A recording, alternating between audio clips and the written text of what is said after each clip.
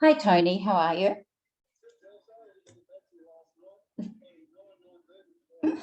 Oh, God. Listen, do you patch up driveways? Have a look at 28 Jacaranda for me. Yeah, whiz by that and let me know how much you think it would cost to fix that up. Hey, Zell, can you go on mute, please? Yeah, hang on. Hang on, I've got to put myself on there. Cheers.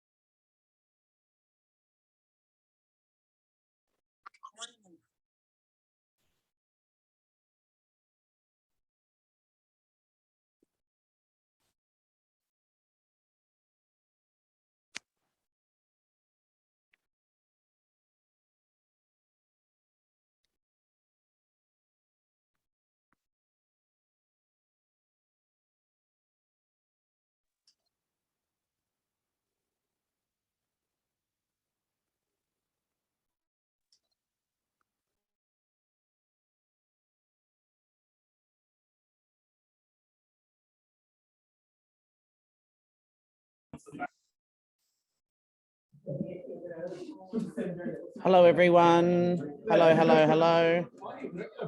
Cameras on, please, everyone.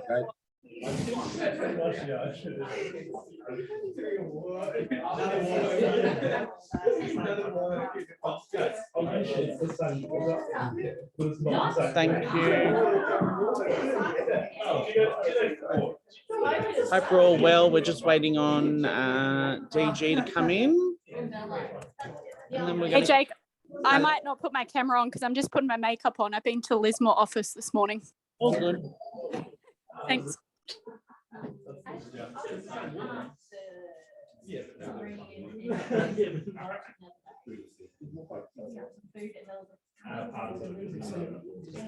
How do I connect to that thing? Who knows how to... What? How do I do that? Where does it go? I don't have that, I don't think, Dan. Do I have that? I usually give it that.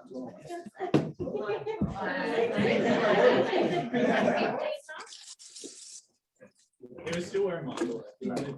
Can you go and ask them for the adapter for this thing? I think sometimes Clint does. We've got everything.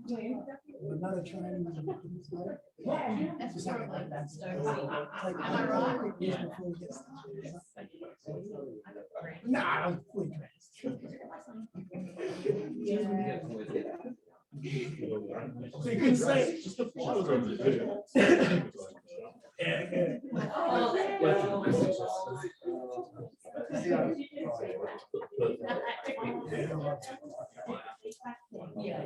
I would like that. It's so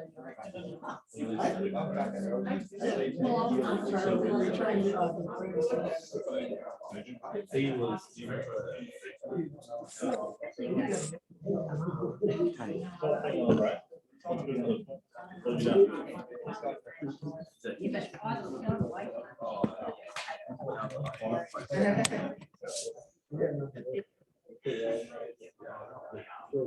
Now what do I do? Dan? Right, okay, look at that. Oh, amazing.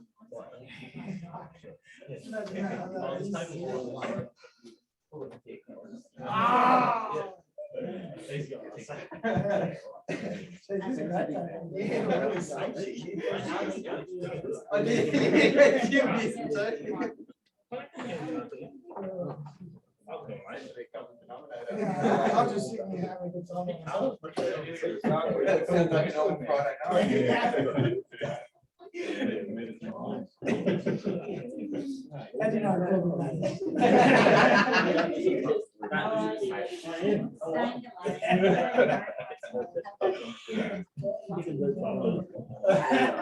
I'm settled now. What is it up here?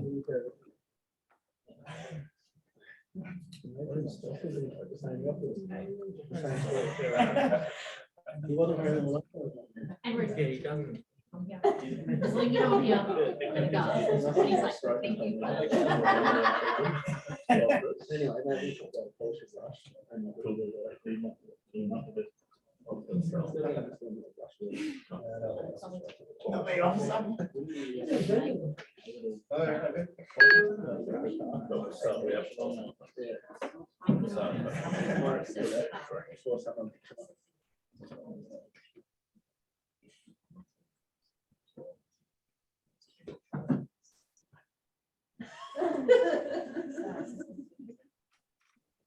Hello.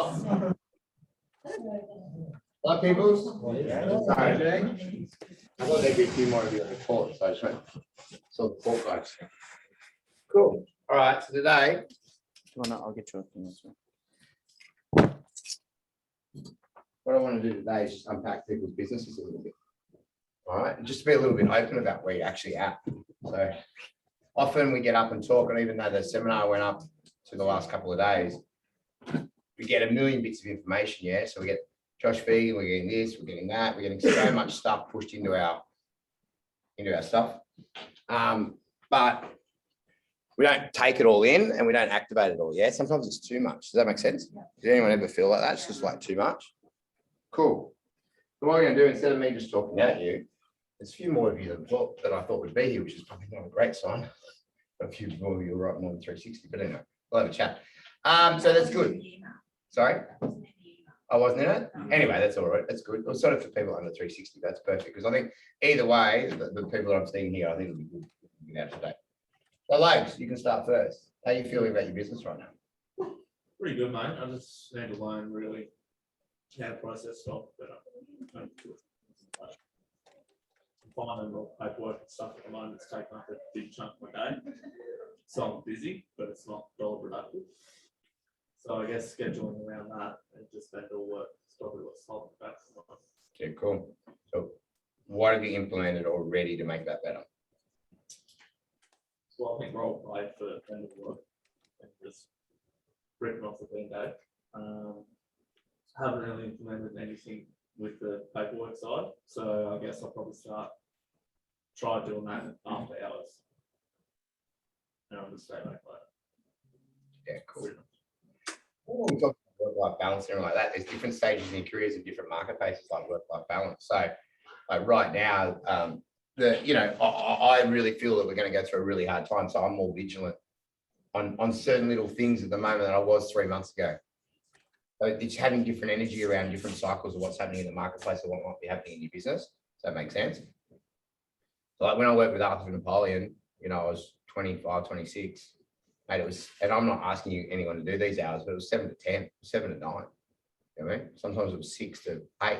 Like there were a lot of hours, but like it set up my career. Like I've done it right on the base of it. You know what I mean?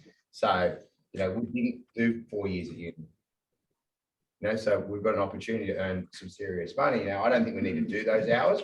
I think it's more that when we're working like we're about to go on holidays tomorrow. So that we're looking after ourselves, that when we're in the office, like that's the type of energy that we have. Now, you can't keep that up forever, but on times where the market shifted and there's a thing and you're just getting into a situation, well, then that's when you've got to step it up. That's when you're right now, you got to act like every day you're about to go on holidays to actually get it to then when you get back into a more normal market. Yeah? With me? So, mate, I'm pretty sure you can't ring anyone before 7. Yeah? You can't really ring too many people after 6. Or even 8 or even 9 in the morning. So there's plenty of times to do it. But what I'd say is you lock it down when you're doing that. The reason why I want to share it is everyone will have the same similar stories amongst the group. Does that make sense? Yeah. So locking that down, finding that time. So when you're doing that, you're just doing that. Cool. Yeah, I feel like Can you guys hear us out there? Well, the back channel. You guys can hear us on there? Yeah, we can hear you. Yeah. Yeah, I feel like one's like increasing and trying to find time, or like I kind of trying to put things into the right sort of time, sort of thing. So like got a few things sort of coming on, so making sure it's big. And So on that, if right now I said I'm going to do a diary inspection, who feels comfortable? 1, 2. Feel comfortable? I can't read your diary apart. You're pretty cocky. Look at me. Yeah. Oh, yeah, no, I'm right, yeah. You good? What do you think? Look at you. So what do you think I'd look for in your diary if I looked at Jakey? Can you give me a bit closer? You can block out your times to call, probably for me. Cool. Your call session. What do you reckon those 2 boys might need to block in their diary? Your call sessions. No, what have they both got problems with? Paperwork. Paperwork. So do you think if I looked in their diary today, they've got an hour in their day somewhere for that? Yeah. And that's what I want to unpack today. Like really, let's look at our businesses and all that. This is not like you're in trouble. Like let's be open. I think it's a bit corny, the word vulnerable, but like vulnerable to exactly where your businesses are at. Because there's no bullshit. Your figures are going to show or your business is going to show. So this is not like, oh, Dave wants to rant or anything like that. It's like this is a group, really, because there's different stages in our careers, but unpack it and admit exactly where we're at, own it and grow from it. Yeah. And then like line in the sand type day. I'm going to get you guys to actually do some homework and some paperwork and things like that. We actually map out a plan by the end of the day where we go, okay, this is our plan to move forward. Because once again, I don't think there's any other industry like this where you can have your car, go for coffee, have some flexibility to make the money we make. And that's why I love it. You know what I mean?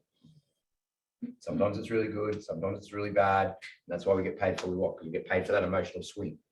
Yeah. Cool. We can get out of that. So it's really around paperwork and time and things like that. You got to make the time. Pretty sure there's enough time. yeah, E.g. the old $1 million theory, boys, gave you $1 million by the end of the week to get your paperwork up to date. You'll be up to date. So you just choose not to. That's okay, but own it. Right. Biggest problem. Or where you at? How you feeling? Doing my 2 hours of prospecting every day. You are? No, that's the biggest problem. Ah, Actually getting. because you're a busy real estate agent now. I wouldn't say that. No.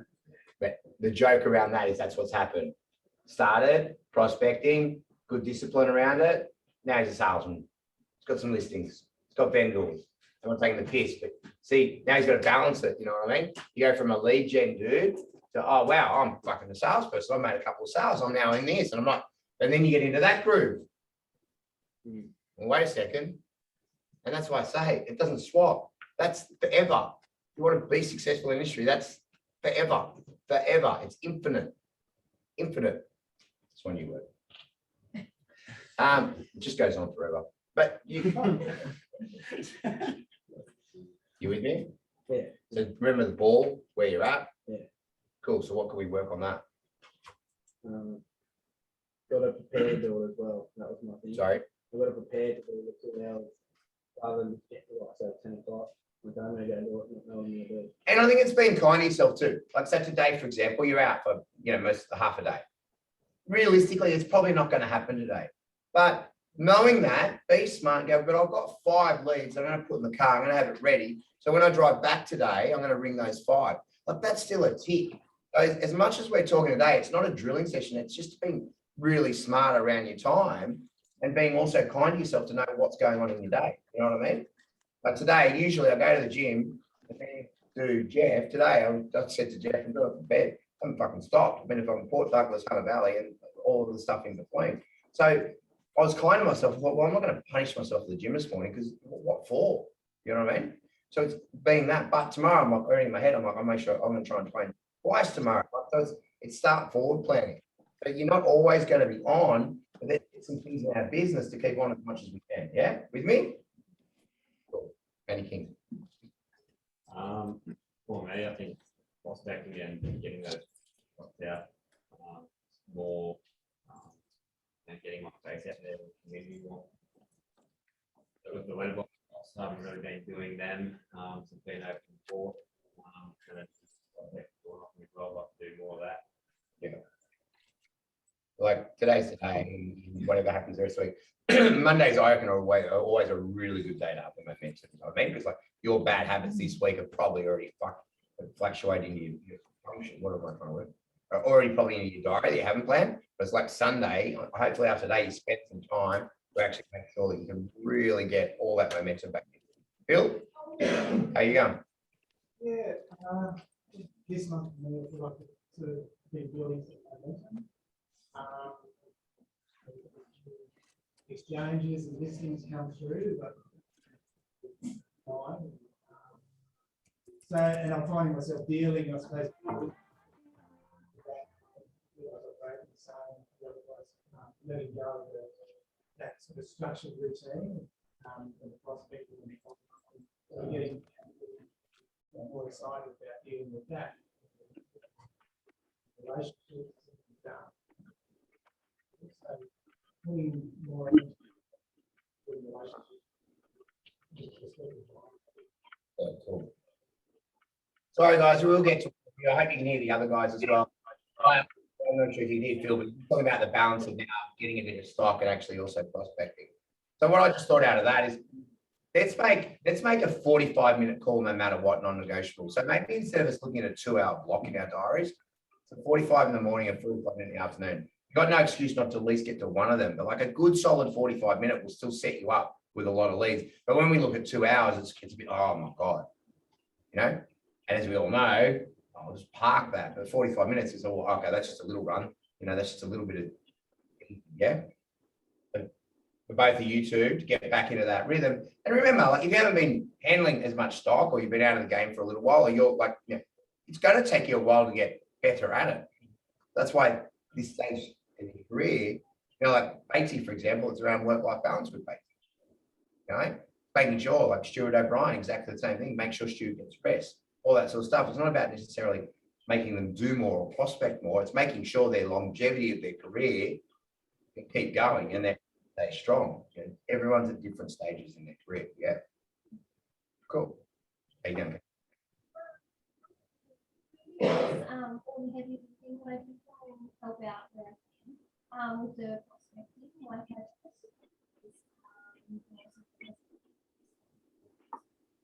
but I find if I don't do them straight up in the morning, I don't do them. I just get swept up in my day. So I think that I just need to follow them. Cool. Well, some of you are morning people, some of you are afternoon people. Who's a morning person? Who just doesn't get it? But it's working around your own thing, you know what I mean? If I always like the amount of times I get up in the morning, I get busy, so I go to the gym in the afternoon.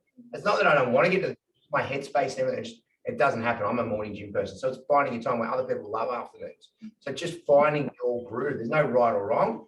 I have to say, Bart, I reckon most successful people are morning people. So I think anyone that doesn't think they're a morning person, are you really not? Or have you just factored in that you get home late, you go to bed late? If you go to bed late, well, then obviously you're not a morning person. Could you change that routine? But and have a look at that and look at your habits, e.g. like you're about to go to sleep, you get on your phone for half an hour, all those type of things.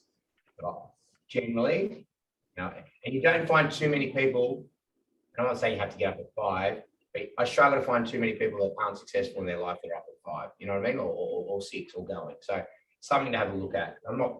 It's not right or wrong, but is it your habits that make you not a morning person? Yeah. I remember I always said I'll never be the 5 a.m. gym. 5 a.m. and I'm shit ass at the moment. But when I was at the 5 a.m., I never thought I could. So I have to get up when the sun gets up. But when I was doing it regularly, I was nailing life because that extra hour that you get. But yeah, but just maybe creep it down if you're a 7, 6:30 or blah, blah, blah. Yeah. Right. My role's changed a little bit in the last month, so it used to be the awkward conversation, doing more prospecting, so I need to kind of switch my mind from just firework to prospecting now and fitting that in my day from what it was to what it will be now if I'm struggling with.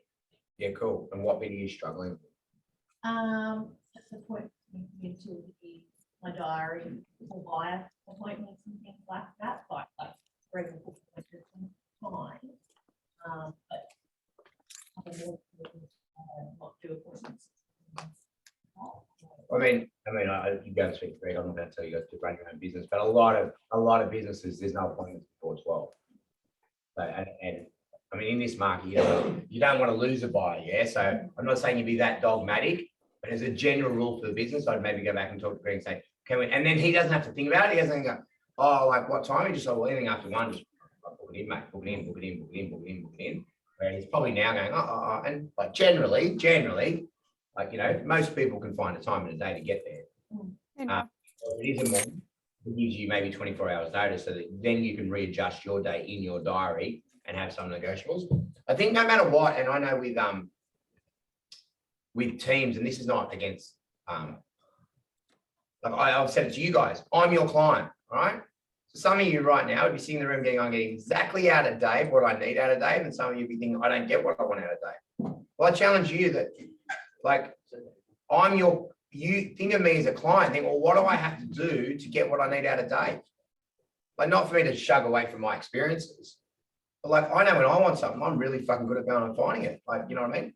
If I want something out of any of you, I'm not going to blame you that I'm not getting it out of you. If I want a favor off you, I want this, or I want that, or I want a conversation, I want to ask you a question, I'm going to go find you. Like, so own it, be responsible for the reaction you get off something else. So the moral is, you can lead your leader. You can lead your leader. So, even if it's Jake or this or that, or what are you doing to get the best out of that situation? Jake's responsible for one part of it. You're responsible for the other bit. I was saying to a guy the other day, we're talking about the year, like our fault, that how I say the leadership, our fault. But I was saying to a guy where you can actually really train it up. It's a bit what I'm doing now is then to train it up. But so then at first I take my fault, but then I train you, well, then it's your fault that if you don't make it your responsibility. Does that make sense? So if I'm owning it all and then you own it all, what a fucking great relationship. It's only really when one of us, whether it's me or you, are below the line that something goes wrong. If we're all in the higher frequency, then we're all good. Yeah? You with me on that? So and then go back and go, I just heard a little bit from Dave, we need to change this. Or if I'm Greg, well, fuck that. Like, who are you? Like, you know what I mean? But hey, it's having the right conversation around it. Like, hey, look, I'm thinking maybe we could readjust this or we could do that. And then lead the leader. Lee's amazing at it. Right? Like if I come up with an idea she doesn't like, she's, yeah, or we could possibly do it. In other words, your idea was shit, Dave. Right? But I'm smart enough to know that's what she's saying. And I go, yeah, you're right. But if she said, Dave, your idea is shit, probably wouldn't go down too well on a constant basis. Lead your leader. And we talk about vendor management. That's exactly what we're doing. It's not your house. You don't own it. They're the leader, but good vendor management is actually leading the leader. Yeah. Cool. Yeah, Alex. Oh, sorry. Hang on. What- No, yeah, your turn, yeah, Becky. whoa, whoa. Nice try. We've got a mic now, so hopefully it's better for you guys. Okay. Wow. I don't know. Anyway, Just shut the mic down and speak loud if you want. yeah, I'll speak. Go. So probably three things that, I've started to eased a little bit of the weight that I felt like I was carrying on my shoulders because I've got quite a bit of stock coming up. And I said to you, remember I said to you, should I stagger it? And you're like, no. So. But what did I say? We will get the help around you to make it happen. Exactly. So see how getting a whole story is important, or even your own story in your head? Because the stories that we could, I'm not saying you're doing this, Yeah. could tell ourselves, oh, I had a problem. And they said, well, just no, lean in, make it work. Let's come up with a plan. Let's get support. And I'm not picking on you out, but there's a big difference to that. Right? And that Yeah. was my thing. I got here, get it out of my head and onto a calendar. So I've done that. Lean in. Another thing that you said to do, which I am doing that. So for a long time, I kind of feel like I just figure it out myself. And yeah, that's it really. And I really like that leading the leader. I mean, I'm a team of one at this point, but grow that. So Yeah. And like somebody like, oh, and look, for me, I don't put my hand up the last 3-4 months with 2 trips overseas and blah, blah, blah. It's been mental, but life's looking a little bit more normal now. But like in a general sense, like there's availability there to get what you want. Yeah. Alex. Probably just being more organised in the morning, more disciplined, and to sort of get it where you can get easily distracted if something comes up and you think, oh, I'll better deal with that, and then you don't get back on track. Yeah. So when's the best time to get organised for the morning? When I'm really organised at home, because I'm always going psycho from the gym home to get ready. Okay. Or like last night, I got home from out, like from being anything, and then I had freaking friends staying. So I had to go straight from that, have a drink with them, then go to dinner. So like none of my clothes or anything got away from last night. Then this morning I jeffed out at 7. You know what I mean? But so I'm not saying my life often is a mess. So it's not, but I know, like I was saying to myself, the things I say to myself is, Dave, get back to put your clothes out ready. So like, you don't have to think about it. You know what I mean? All those, just those little things, plan your day, get it in your diary. You know what I mean? I mean, my day at home, I booked, I've got to be somewhere else at 10 o'clock. So like, I've got to get back to about 8 people. So in my day, I'm like, oh, how can I get ahead of that? I'm behind. That's little tactics, but we'll get there. All right.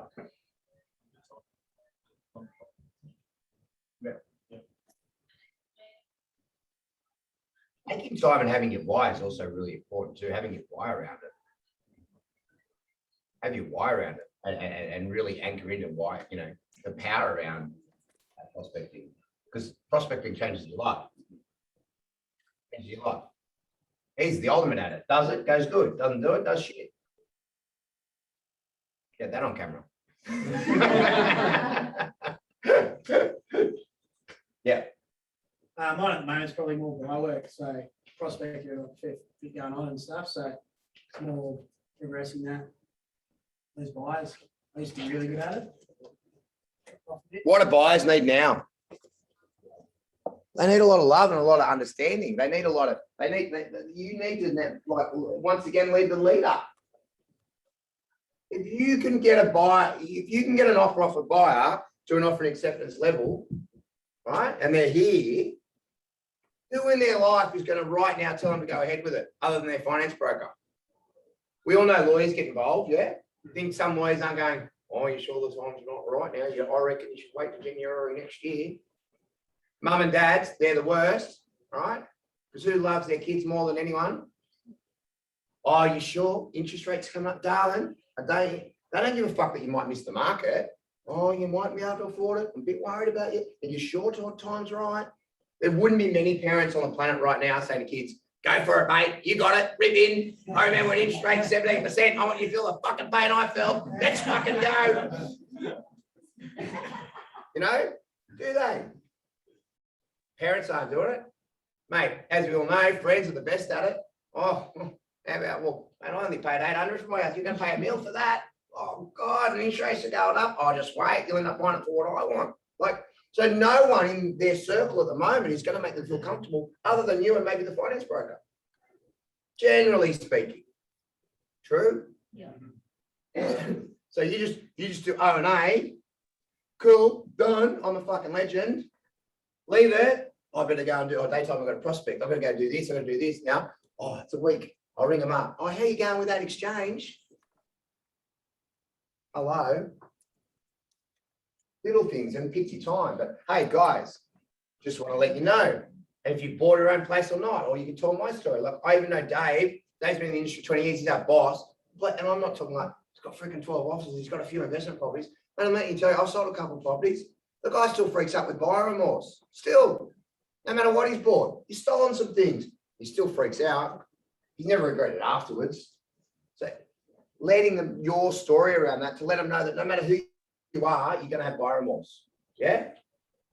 And making them feel comfortable with that. And that story I'm going to tell you because I think it's really important, especially around first home buyers. If someone's talking about the market right now, right? Phil, I just want to let you know, I'm really excited in the market right now. I know everyone's talking about the negative things, but you know what I'm excited about? Do you know how many buyers that we've had seen miss out? It's really sad. Like everyone talks about how great it is, but you know how many beautiful people have missed out on houses? This little slight correction on the market, all of that percentage of buyers, they're now coming back into the marketplace and now they're realizing their dreams. Now, if this didn't happen, that never would have happened. And in 10 years' time, no one's ever going to remember the price, do they? At the end of the day, they're buying it for their family. They're not buying it for a quick win. It's really exciting.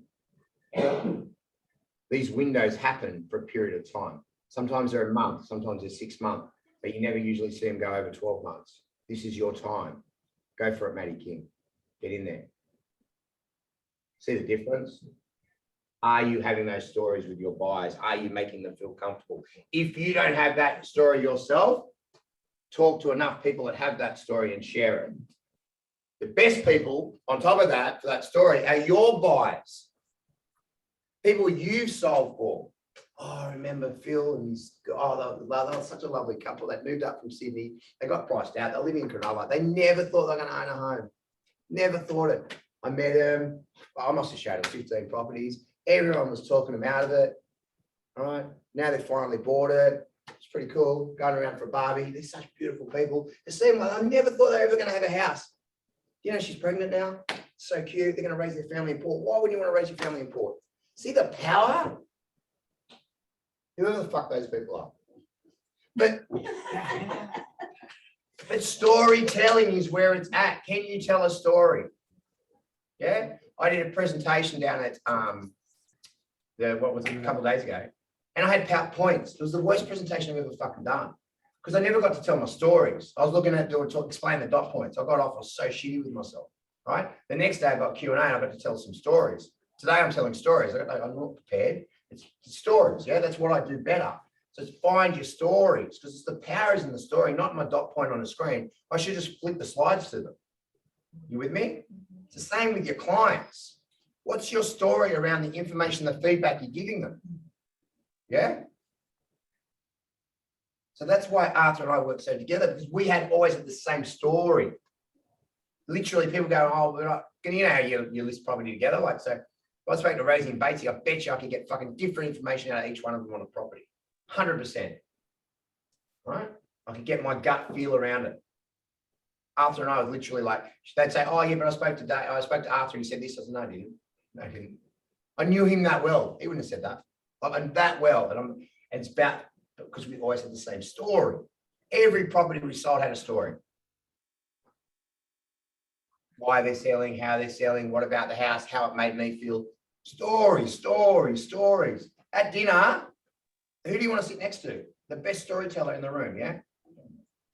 Not the lying storyteller, the One that can move, yeah, that's how you move people. All great people. And then after that, I saw two people get up that have done lots of presentations. And I was looking, I was like, that's when I fucked up. Like straight away, they got up there and told a little bit of a story. Cool. And not just on that, just the other thing, guys, are you ripping yourself apart every day? Like I do it a bit too much, you know, and you might see David and confident and all that, but behind the scenes, mate, like I rip myself apart consistently about all areas of my life. And I'm not saying that's healthy, but are we looking at ourselves? Every listing appointment, are we rating ourselves from 1 to 10? Every day are we going, how do we go 1 to 10?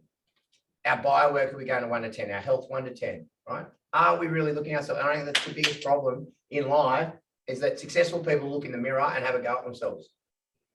Other people look in the mirror and blame the person that's not even in the fucking mirror.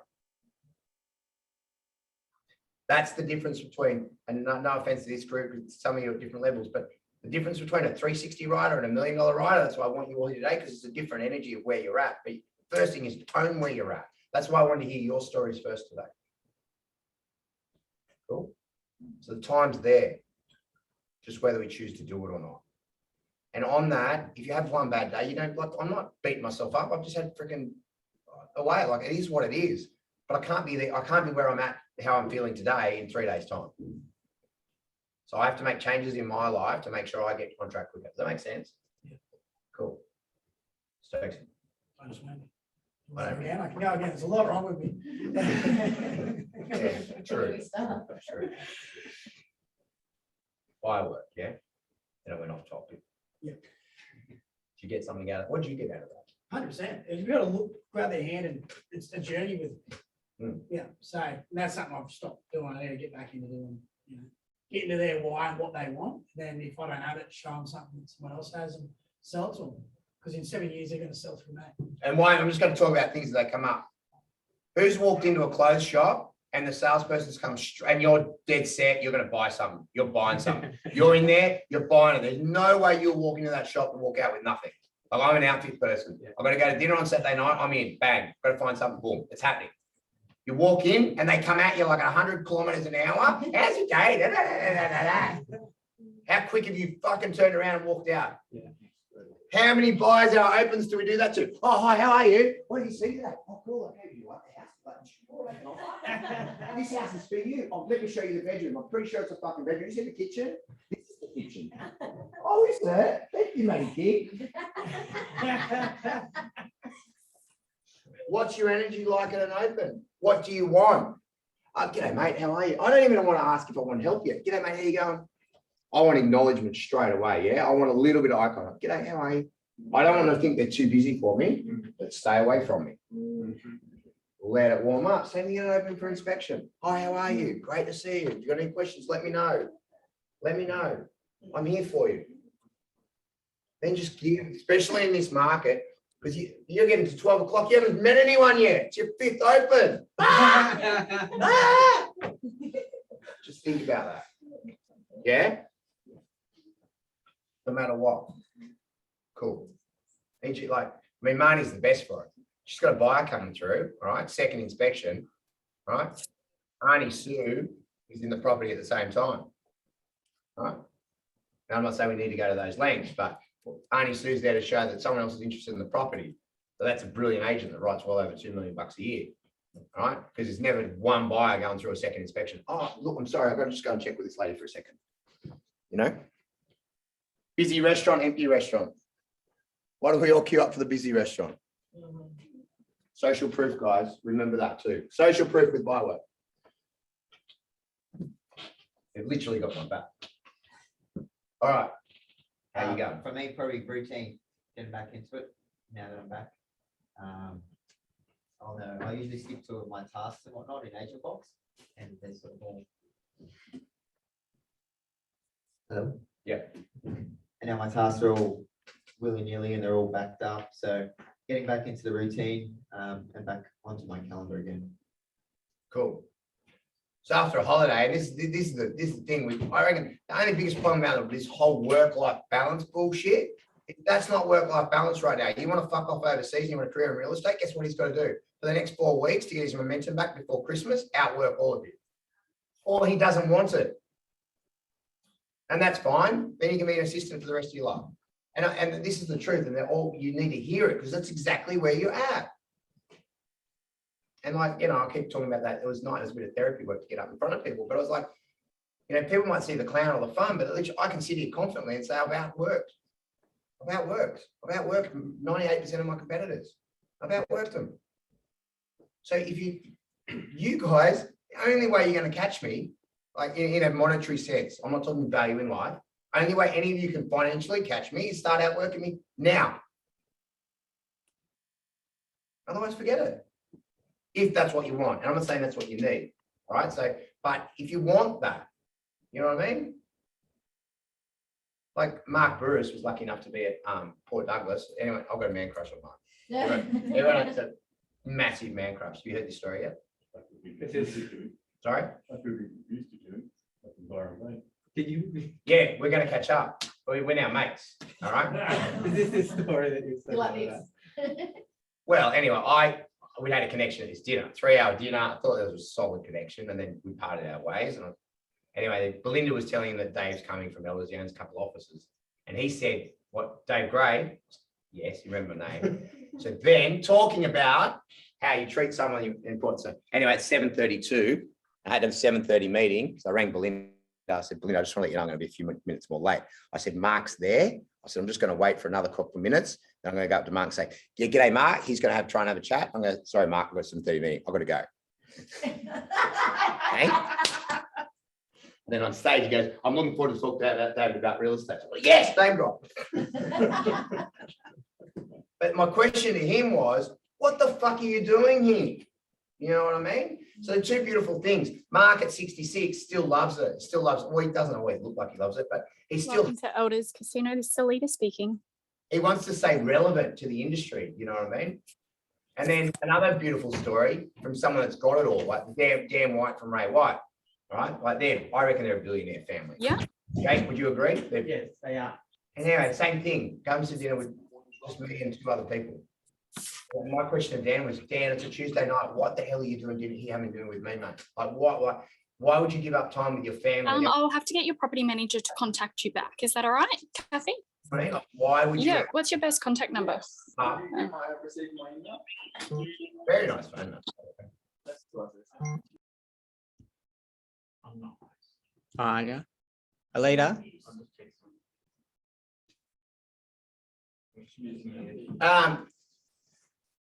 And then and I said, and you know what I loved what Dan's answered, and we talk about legacy, because legacy is one thing too. It's not all about money. And I don't want to think today's all about money, but what Dan said is, "I'm just a custodian of this business. My father left it a better business, and my job now is that when my time's up is to leave it a better business." And he meant, I could tell he meant it. Like, it's probably a line because they're pretty well rehearsed. But I thought that was beautiful. So like in your business and things like that, like what is, you know, it's not just about he's sitting here making more money. It's like, can we do better business, and can we make our vendors and buyers feel better in that transaction? And then from that, can we have a culture where we all build each other up and make each other feel better? Because to me, that's the difference. Everyone talks about being different, but I think when you genuinely mean that, and then you own your shit when you're not on, sweet. Because no one's always on, but just knowing it. And if you want to catch it or you want to be successful, you've got to work freaking hard. Until you're the Bateses and the O'Briens and all that sort of stuff. Yeah? Because I can tell you, 480 a year is easier than writing 240 a year. Because you've got momentum in your business. And it's actually then easier and it's more fun. So I would love everyone here, like 240 is possible. But if we can all get to a minimum of 480 a year, and all collectively we grab this stuff today and all do it a bit better, it just makes it easier for you because you're all operating in a different function. It's easier.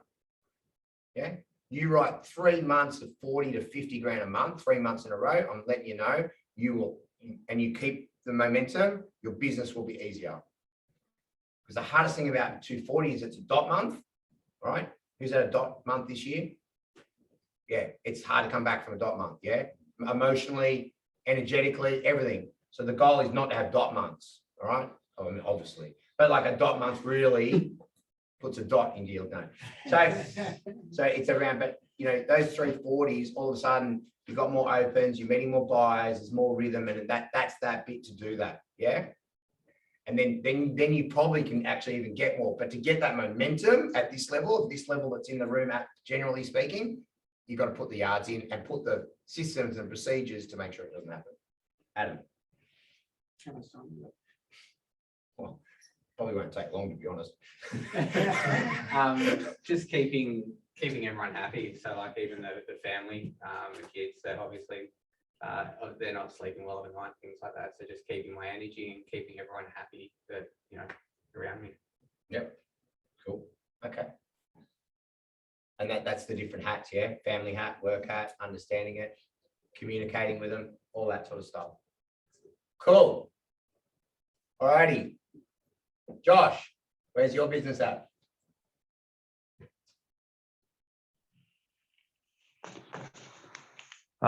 Probably not too good, mate, to be honest. Yep. What are you gonna do better? Everything. Cool. There's not much there that can't improve. One or two things listening to that you feel you need to improve. Prospecting, definitely. Cool. So which bit of prospecting you got to get better at? Actually doing it. Cool. How much are you doing a day of it?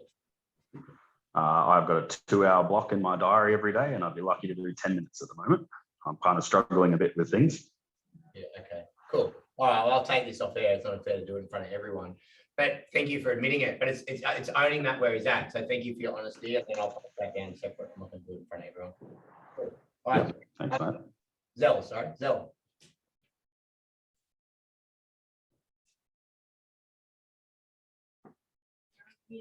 You're mute, Zell. You're on mute. Still mute. No. Oh no. It's all right. I'll get Jake to ring you. Harry. Jake. I'm back. You there? Oh, there she is. I'm back. Okay, I was going to say, I feel that I'm starting to come back now. I've got a few good things happening. My main thing that worries me is, and it's right across the board, why we're not getting people to our opens when we've got beautiful properties to sell. That's the thing. There must be something. I just can't accept the fact that, you know, there's things happening in the town that they'd prefer to go and do rather than come and look at a beautiful house. So I've just got to unlock that little trigger that will make my property stand out and want people to come and have a look at. Then it's relatively. Well, it's horrible and it's sad, but the only thing that'll sell these more properties at the moment is price. Yeah. It's getting some reality around that. If buyers aren't coming through, the price is going to drop. Yeah. I have dropped quite a bit on some. I got one away yesterday. I had one away the week before, and they backed out because of the building and pest. But I think actually it was because they changed their mind, because I spoke to the pest guy and there was nothing wrong. The integrity of the house wasn't compromised. So I phoned them and told them that I'd spoken to the building pest guy, and I was quite surprised at what they'd told me. Anyway, I think they had buyer's remorse. I think they might come back actually, but I can only hope. Yeah, but you know, overall, I've got some good things coming up, and I go out and I, you know, do the appraisal, and I'm lucky enough to get them straight up, which is great. I build, I think, quite good rapport with my clients, yeah, so I'm feeling quite happy with myself. Yeah. All right. So give me a property at the moment that's got no buyers through. Oh, well, first one was probably five. What's that name? Yeah, I'm forgetting it. I forget what it is. 5 Sophie Street. 5 Sophie. Thanks, Alida. 5 Sophie. Now, I've dropped that down to 850 to 875. It's a big house, but Owner's name. They're foreign. That's huge name. Okay, cool. All right. Juliana is the woman's name. Juliana. Juliana. So you're Juliana. Hi, Juliana. It's Zell here. Yep. Yes. Hi, Juliana. Hi, Zell. How are you? I just want to let you know we've had the property open for another 2 weeks with no buyers through. Mm-hmm. Now, yeah. Oh, what does that mean? Well, basically, if we're not attracting people to even come and have a look at it, that means that when they're looking at the line at the price at the moment, they're not interested in the property. Otherwise, they'd be coming through. Yeah. Now, if you're looking to get the property sold in the next 4 to 6 weeks, we're going to need to adjust that price. Okay, so what do you think that I should drop it to? Bearing in mind, actually, David, I have had this conversation with them and they've dropped it. They keep dropping it. Every time I ask them, they drop it. So it's questions like, when would you like to see this property sold by? Okay. Mm-hmm. I mean, does Zell really know how motivated they are? Maybe they're like, who knows? I'm not saying right or wrong. They might also, having the courage, they might say, well, I'm only ever going to sell if I get 850. Well, then it's just a bit of stock that sits there. It's not in your head. True. Yeah. Cool. So I'll get Jakey to go through your stock with you. And then in a market like Lismore, even now, you need to know what's been sold. It's not what's listed. Yeah. Vendors are still going, but Smith Street wants 600, Brown Street want 900. They're looking at the list price and they're judging their value of their house or what things are listed for, but that's not reality. No. You need to know it's sold. It's sold. Cool. All right. Yeah. Harry. All right. Well, I'll talk to Jake. Thank you. Thank you, David. Morning, guys. Mainly, one of my little picadillos was, and I can remember being like this ever since a kid, like a DT project in school, saying, you know, you need to make 6 designs for a project, and I'd always only make 2 because I knew I was going to make either one or the other. So what I'm getting at is I just sort of get really locked on to a couple of particular leads at a time. Some people, I'll over-service them, I'll bend over backwards, I'll do everything I possibly can. And then, you know, when it's out of my control or for whatever reason, something else happens and they don't decide to list or they don't go, then I find I'm on the back foot. So that's something for me to just keep on reminding myself that to really kind of keep those irons in the fire, and that you can't just kind of lock onto a few things at a time. I've got to keep on prospecting. I've got to keep on looking and talking to people, because it's not so much the business in the next, maybe not even this year that I'm talking to, it's more the business that I'm setting myself up for the early of next year, January and February, etc. So that's something that just dialogue for me. Beautiful. Thanks, Harry. So your frequency with your people, right? We all like why do restaurants get popular and then they get not popular? Why do clubs get popular? We like new, we like fresh. There's a different energy, you know what I mean? It's a different energy in a relationship. So you're thinking about selling in 12 months' time, right? And then Ducky's ringing, Ducky's a ball breaker, he's a chaser. He's ringing once or twice a week. Boom, what are you doing? Right? Ducky's gone and presented. Ducky's gone and given a market appraisal. Ducky's gone and done that. He's given all his cards. They're all out on the table, right? I don't even sell real estate anymore. I'm at a barbecue, right? Right. I mean, the client's Adam. I've never met him. Completely new energy. G'day, mate, how you going? Right? Oh, yeah, I'm thinking about putting my house on the market next week. Oh, awesome. He's got nothing more he can give. He's given it everything. I'm now new and fresh. How many times have we lost business to the new and fresh person that's turned up over the spot? Yeah. Because our frequency was at the wrong level at the wrong time. And then when we followed them up, we didn't offer value. Cool. So you know, Rosie, you're looking to put your property on in 6 months' time? Yeah, great. Okay, cool. All right. Well, that's awesome. Cool. Markets at the moment stopping and changing heaps. But what I'm going to do what's just listed, I'm probably not going to call you at the moment about that because I normally would in a really big market, but it's probably not that relevant. I think just solds are the most relevant. So anything that sells around you, whether it's me or another agent, I'm just going to give you a quick call and have a touch. What I'd love to do is in the next month, makes out I'm busy. I'd love to get Greg through just so he's seen it and knows it, because you just never know if like the perfect buyer turns up. And I'll get him through in the next month, and I'm just going to tell you about solds. All right. When I ring Rosie, not like, hi, how you going? How's things? Blah, blah, blah. So, hey, it's Rosie here. I just want to give you a really, really quick call. I just want to let you know, number 1 Smith Street's just sold. I know you're not looking to sell for a couple of months. I just thought I'd let you know. After 3 of those, then you might just say, how are things tracking? Where you actually at with it. So look, it's been a couple of months. I've been letting you know. I just thought I'd check in. Your timeline, how's it looking? I'm hoping next year when everything settles down. Whoa. So then I'm going, whoa, it's next year. That's great. Well, I'm just going to keep letting you know about solds. But if anything ever changes, can you let me know? Passing that ball back there. If anything ever changes in that timeline, can you please let me know? Now, that's not always going to work. But imagine if I called Rosie every week going, hey, you thought about it? I thought about it. You thought about it. You thought about it. You thought about it. I mean, that's his timeline because he wants a listing. His timeline. What's the client's timeline? And then work that frequency out. Yeah? With me?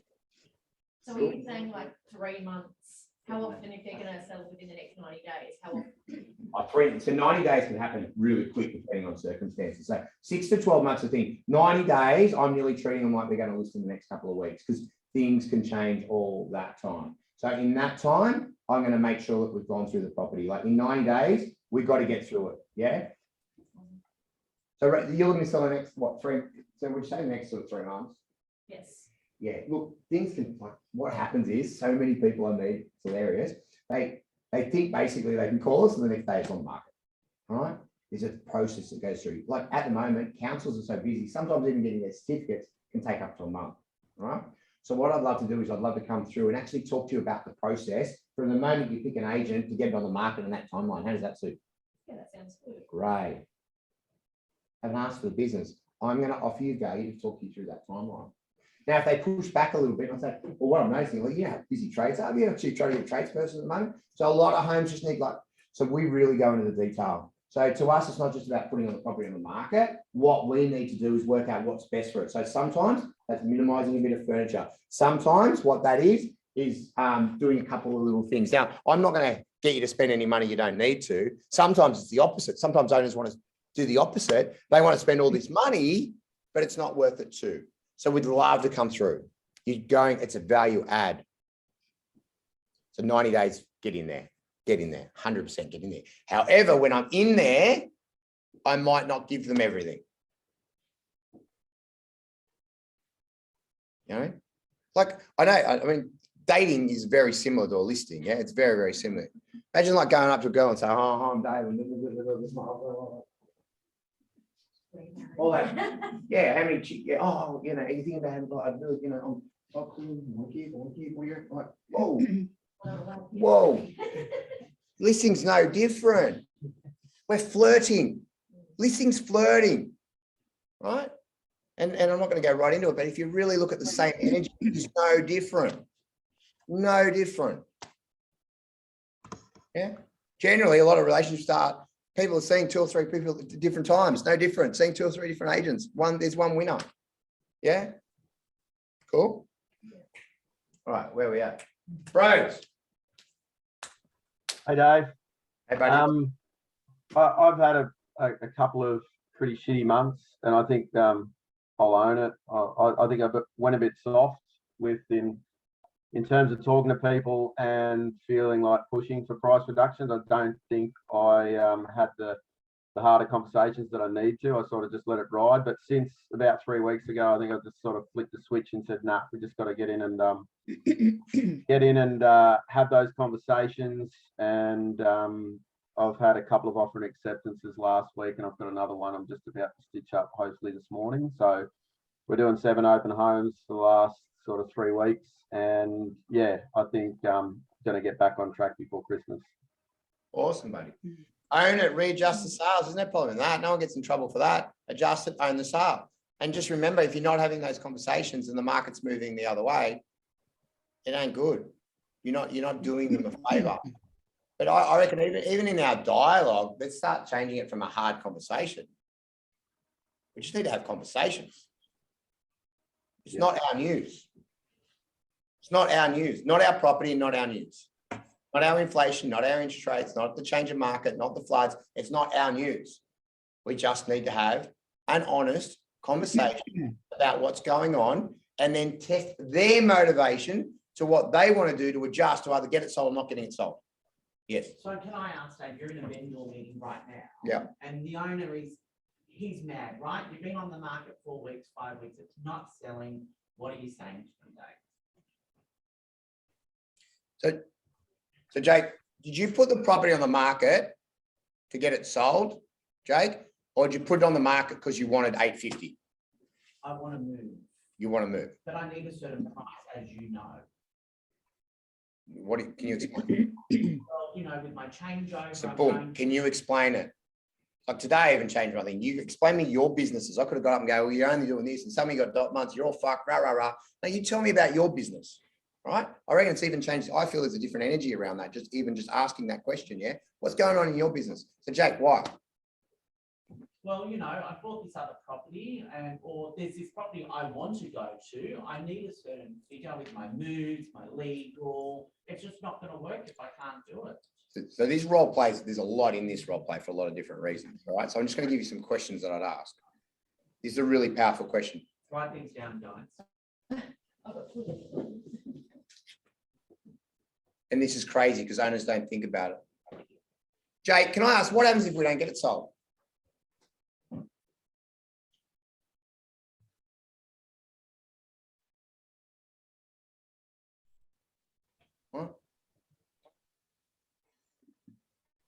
So 2 answers, Jake's going to go. More common than not, Jake's answer will be, but it needs to be sold. So I don't care which one, Jake, we'll go down by both. Which one do you want to do? Well, I need to sell it, Dave. I've committed. And what's your timeline? I wanted to be out of here 2 weeks ago. But I've got nothing. So right now, it'd be a plenty of silence. All right. So in this role play, I'm not going to do it because we've got a lot to go through, but there'd be a heap of silence and there'd be a heap of back on Jake. It'd just be a lot of just staring at him. Because he will unpack his own mind. Do you know how many vendors don't work out that they need to sell it? They don't think, oh, that's the first light bulb moment, but I need to sell it. And their mind like, oh. And then depending on this conversation, this is why you need Jake or me to actually role play this because it can happen at different levels. It's a very big Pandora's box, all right? But, well, and don't be scared. I'm careful. I don't want to be careful because we don't want to start taking stock off. But one question could be, well, Jake, is there another plan? Is there a plan B? Is there a plan B? No, there's not a plan B. Well, mate, unfortunately, I didn't create this market, Jake. And this is where there's a lot of empathy. Come up, Jake, come up. There's silence and sadness and empathy, but generally, I mean it. You got to own it.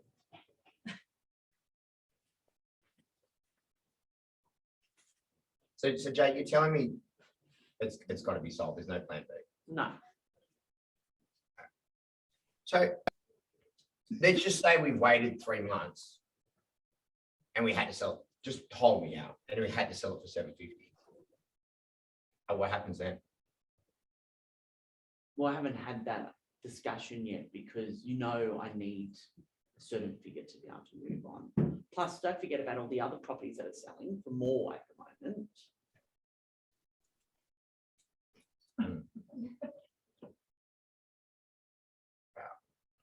Well, and this is where I like social proof. Well, I know, look, our sale prices weren't amazing, but we had one of our best months that our teams ever sold. As a group, we sold 37 properties like that. So really solid. So I know our business is not on question. And I recently have sold A and B, or my team, whatever. So I know it's not Elders, all right? And I know it's not our team. I know we're more than capable of the buy going through, but Jake, I'm not a magician, mate. There's no buyers coming through. Now they all have the same window, whether it's freaking our sign, another sign, they see it on realestate.com, all right? Or Domain, but they're not coming through, mate.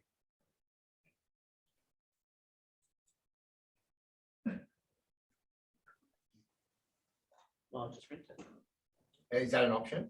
Could be. It's not No, what I but it want to actually do. is, no, but it's, mate, what we need at times like this, the market's really serious, Jake. And what happens, mate, a lot of times, and I get it, I absolutely get it. The vendor has a thought process here, all right? And they want to hide that. Now's the time for us to get it all on the table. If that's an option, I'll do whatever's best for you. If that's an option, do you want me to, now a lot of the time they won't, there isn't an option. Do you want, and if it is an option, generally look at it, it's money in the bank. You're going to sell it at some stage.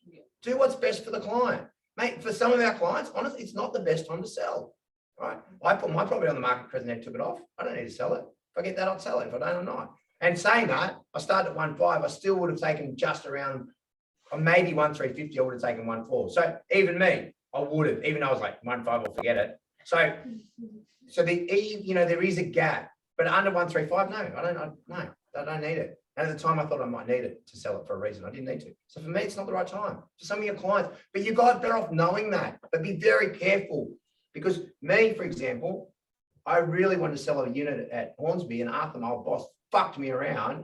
I needed to sell it. Didn't need to, but did need to sell it. And because he was a prick, I told him to fuck it and rent it, right? Because he's an arsehole. So don't back a D in a corner, because I'll do what's not right against them just to fucking prove you. I've still got the shits about it. But so don't back me in a corner. So I'm going to be really careful. That's why you got to role play it, because I'm not going to back a D personality. Well, I'll rent it, mate. They want to sell it, but you back me in the corner because you didn't make me feel comfortable. So fuck you. You're not earning any money. And I did that. And there'll be other clients who would do it. And D, notice body language. D, legs crossed, arms folded. Not interested. Closed off.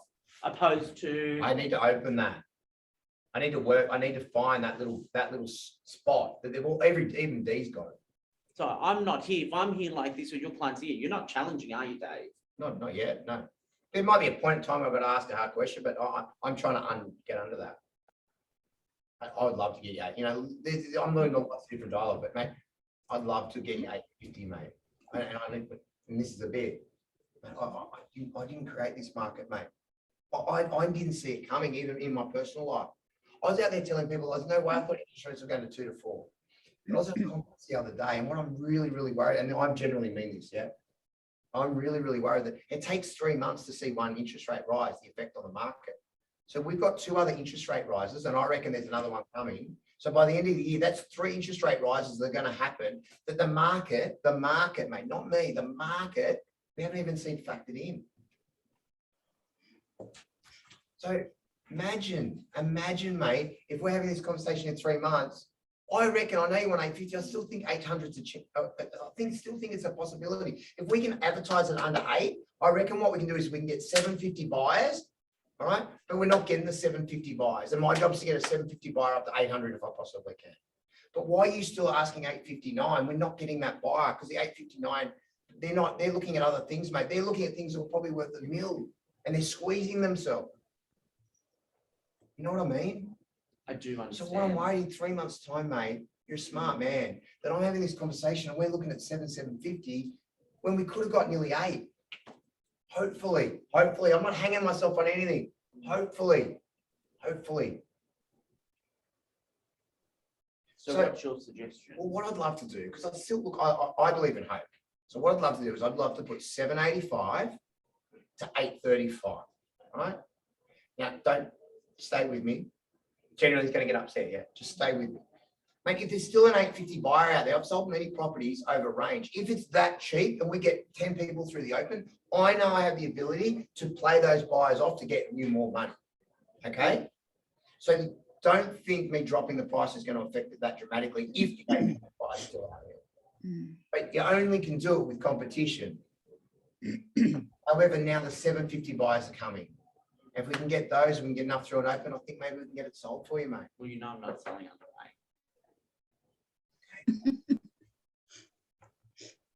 8. So you do what you need to do, but you know I'm not selling. Don't even bother I'm not gonna coming to me. Arthur at listings used to get fights with vendors about price. We hadn't even listed it. Don't have a fight you don't need to have. You know what I mean? E.g., like it's Monday and you want to go out with the boys on a Saturday night. You say, oh, I'm going to go out Saturday night with the boys. Miss goes, no, you're not. I'm not going to have the fight then. I'm going to have it fucking 4:30 on a fucking Saturday. Yes, I fucking am. I'm not going to have a shit week. See how we're laughing, but see how when you think a bit different as the fucking sales process, the difference it is. We're fighting when we don't need to fight. The silence lets him fight him. Who fights with their two freaking voices in their head? I've got 10 of them. Yeah. Let them have those fights. Have the space in the conversation to let it happen. Yeah? So it's giving it that space. And that might, first time, Jake's 850 or not. Okay, mate, it's week 1. I don't deserve to badger him yet. No problem, your property. I'm only going to give you the feedback, Jake. Week 2, mate, I'm starting to get really concerned, mate.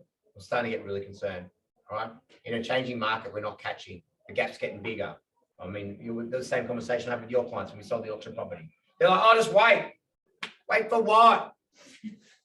Oh, and this is actually a really good dollar. All right. Dan, you want to wait? You want to wait? I'll just wait. Can I ask wait for what? Well, we don't really need to sell. I know you don't. I know you don't need to sell. I know you don't need to sell. I don't need to sell. Yeah, so I saw on the news that they think that the market will come back in a couple of years, so I'm just going to wait for that. Okay. Can't go down forever. I totally, mate, in 10 years' time, I know categorically this house will be worth a lot more. Yeah. In 10 years' time. Did you want to wait 10?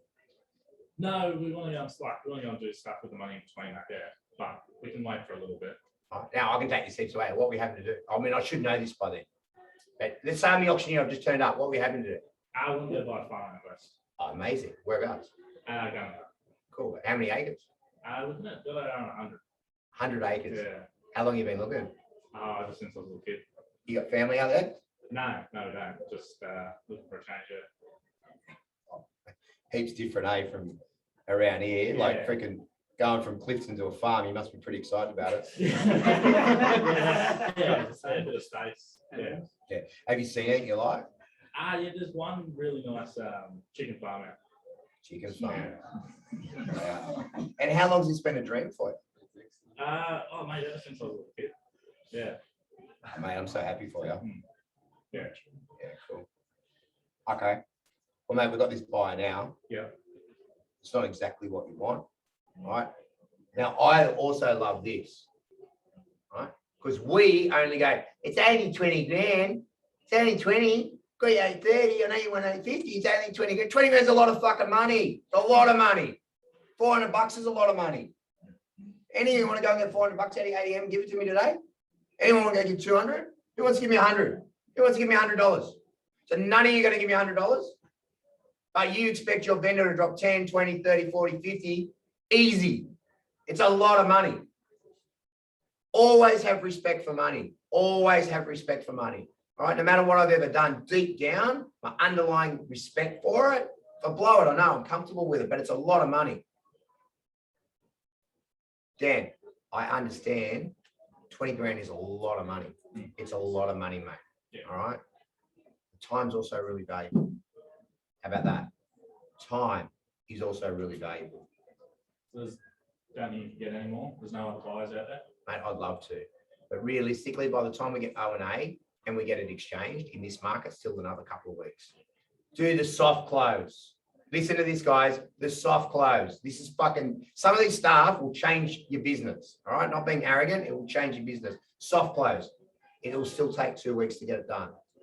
I don't know how it works, but sometimes Murphy's Law, mate. You get one buyer, you've had it on the market for 3 months, you get an O&A, and all of a sudden another buyer pops up. Yeah.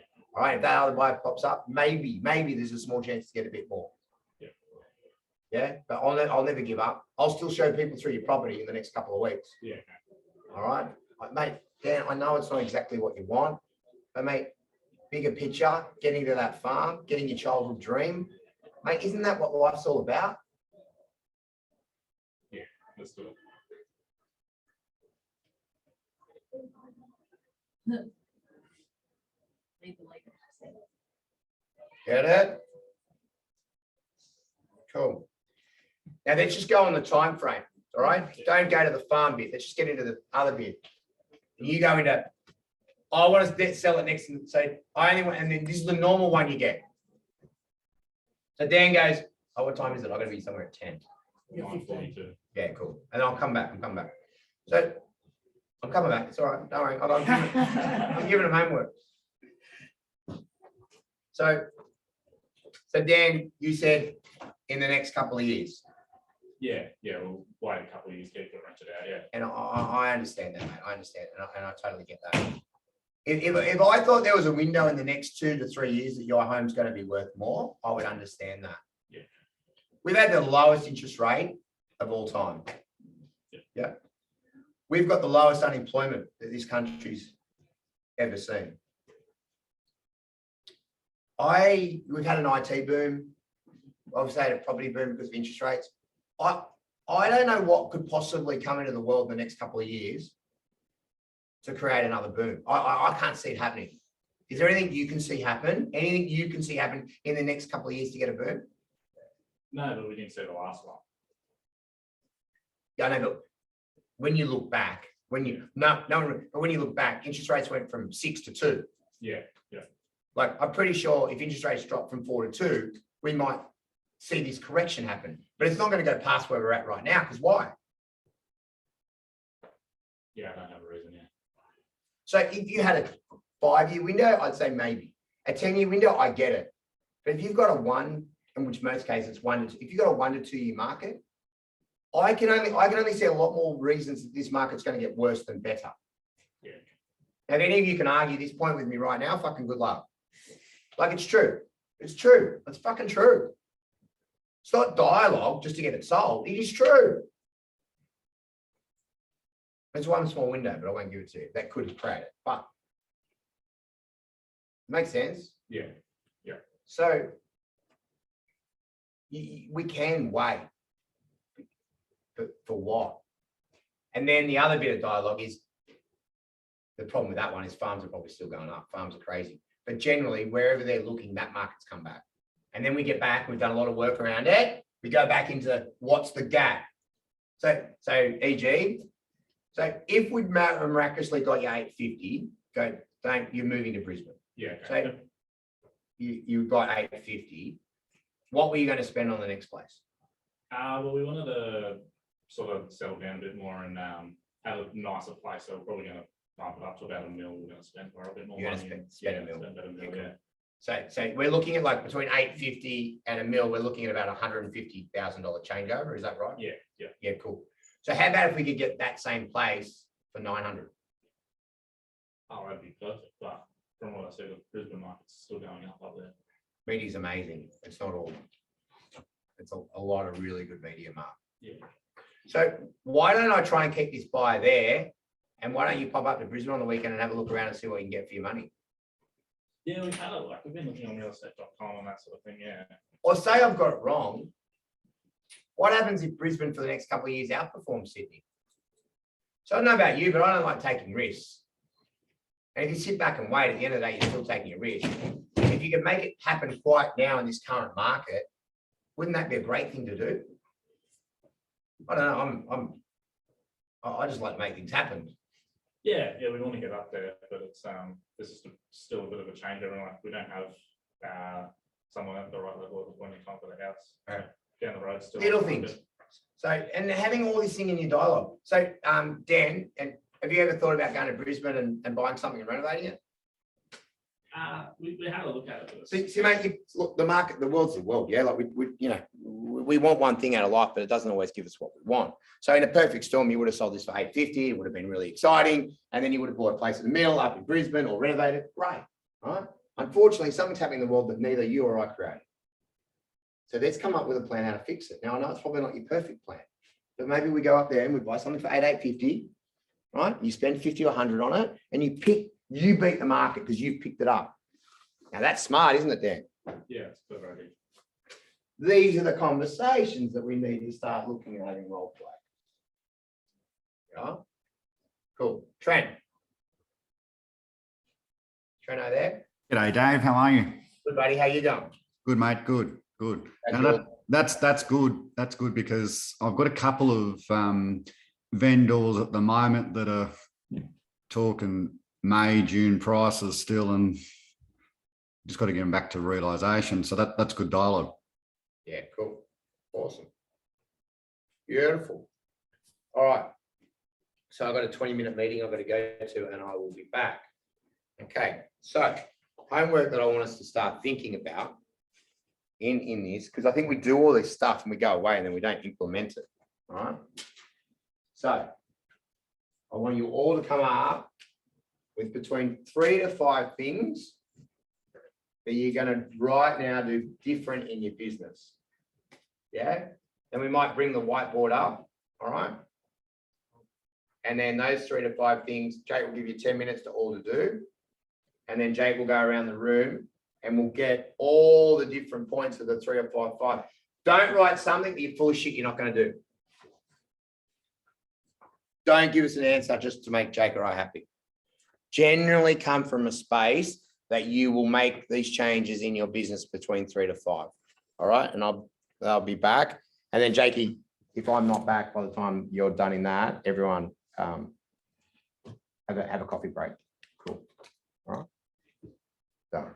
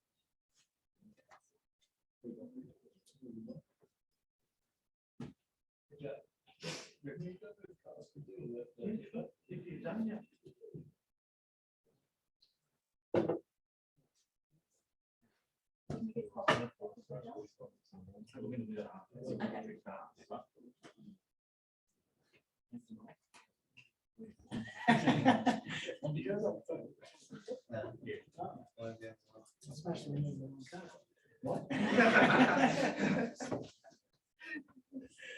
If anyone wants to move their car, quickly go do that now.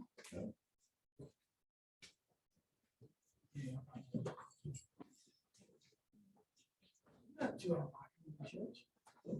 Yes.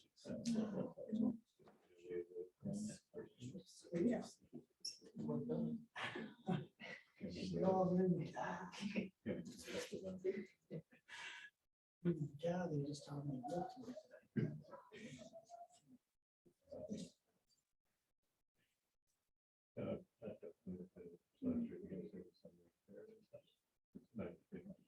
That's fine.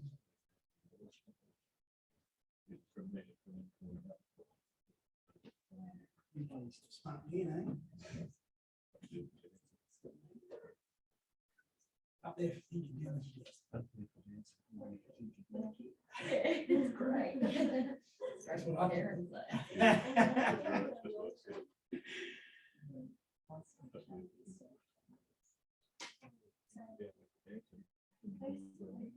Hey, that's a new one. I like it. Oh, that would go.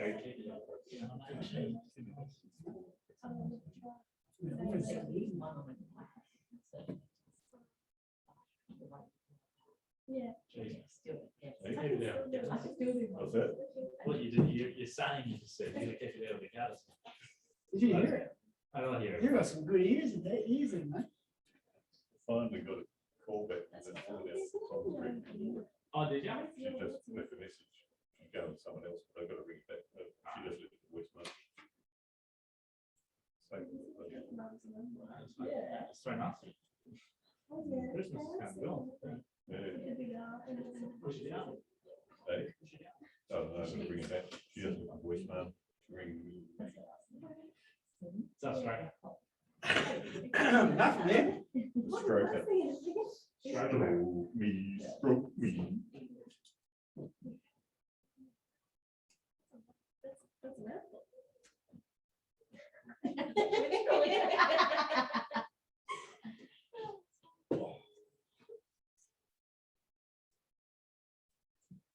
Oh, my dad.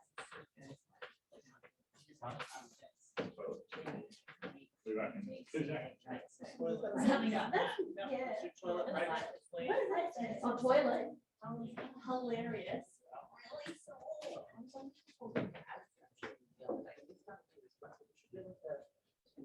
Yes.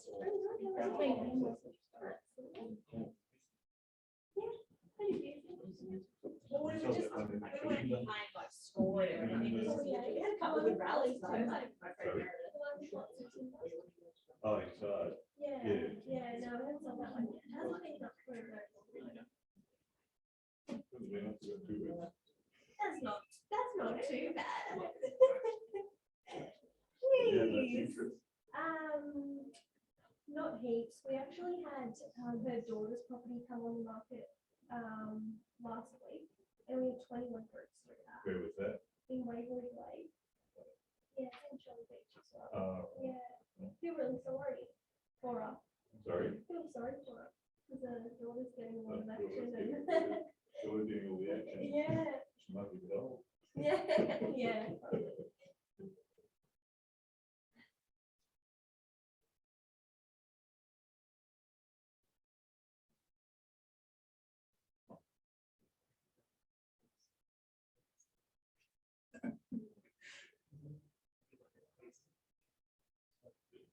Where'd you go with that? I'm like, "Please, no." This is a question.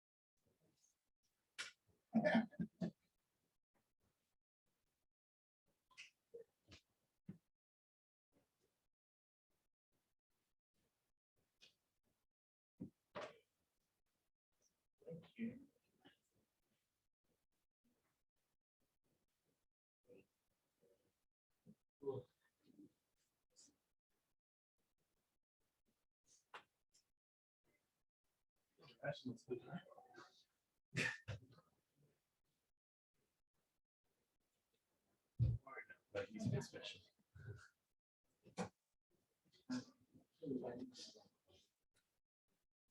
Yeah, you gotta teach you different water sources. This is the river, not the ocean.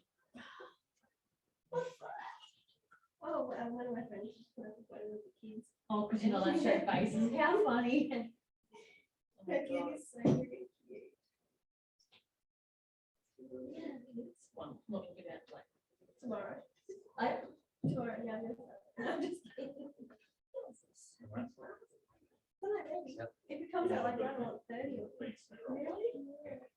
Oh, this one's that one. Oh, it's, practice. I've got two 15-year-olds. It's always. Just talking to each other.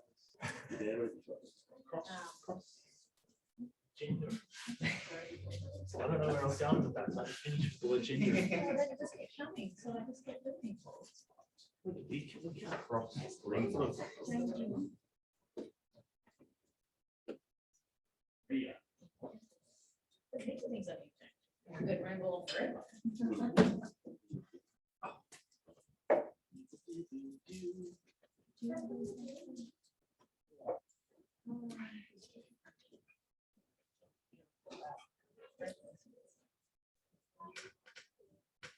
Did Elliot spoil you this morning for your birthday? Oh, I got cuddles, I got like. Didn't get coffee in bed. Are you serious? I know, how rude. What about that then? It was very cuddly.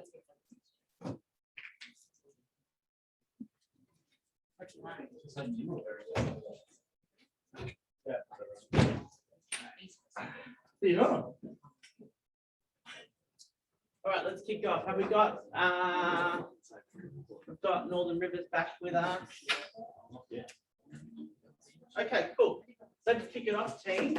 Sumet, tell me one thing.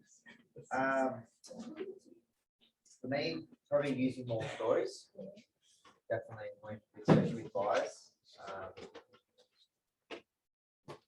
Now that I've been for about a year now, so talking about people like I've dealt with who've missed out, they're still looking. Yeah. Potentially using that. Okay. Which, yeah, I'll do a role play on a little bit. Fantastic. Andrew. One big one was getting back to that buyer hit list. So every morning I used to go through it and just pair people up with properties that I thought might work. Right. Ducky. Probably just that buy log from the offer to Yeah. actual exchange, making sure they don't get buyers from us. Okay.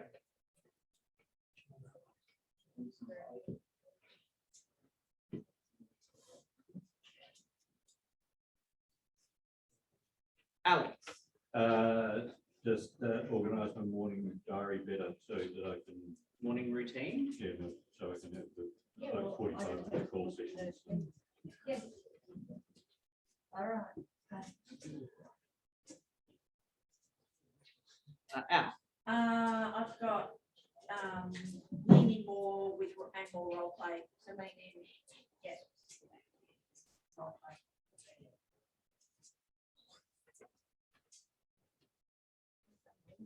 Rosie. Just one. Reset my diary and block out times.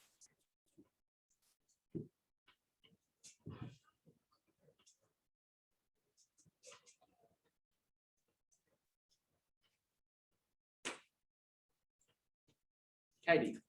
Prospecting work early in the morning. Early, I'm And really, guys, as Dave and I always say, who are you, Katie? There should be no appointments before 12. There should be no appointments before 12. There should be no AM productive in office, PM out doing appointments. Unless it's like a listing appointment is critical, you should all be in the office in the mornings, setting up your days and your weeks. What about calls to buyers and things like that? How early does everyone else call? I do after, my rule is after 9, but I do vendors before 9. Yeah, depends on your relationship with them. I don't think, I mean, if I got a call and it was something and it was 7:30 in the morning and it was something I was interested in, I wouldn't care. In Sydney, calls start from 7:15. Yeah, and it's all important. Yeah, it depends on the buyer. Yeah, as long as you're not. Oh, exactly. Yeah, if they're 80, then maybe not, but if they're professional working, I'd be calling them before 9 because they're gonna be at work. Yeah. Yeah, I like 8:30. And I think if you start to build a relationship with them, you can ask the questions. Yeah. Do you want me to call you out on my way home from work? Especially or if do they've you want made me the to call work? to you early, Yeah. before it's easier to return the Oh, call yeah. early. Absolutely. Sorry. No, 100%, good question, good question. Back King. Knowing the market more and what's sold, so. Okay, so people market ask- knowledge. Market knowledge, yeah. And how are you gonna do that, mate? By looking at it every day and going over like, what has sold in the past. Yeah. How else?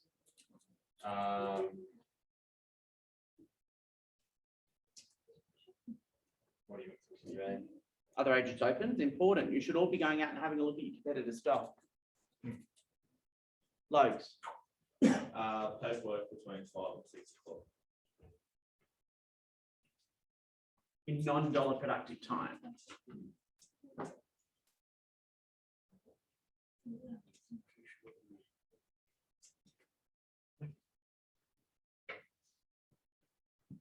Okay, cool. Who's next? Slater. Mine was remake my marketing calendar for the rest of the year sort of thing. So I had a calendar for all my letterbox drops and everything like that for the start of the year. Right. And probably just gonna remake it and get back on that. Okay.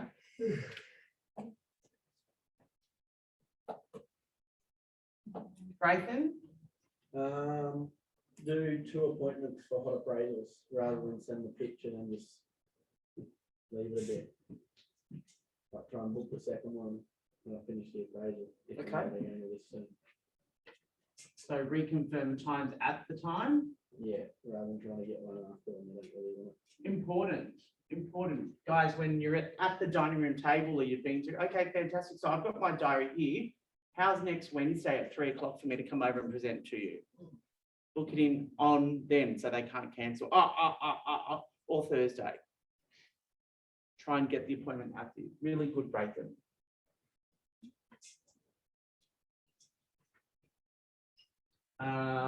Okay, let's go. Zell. Oh, you're on mute, darling.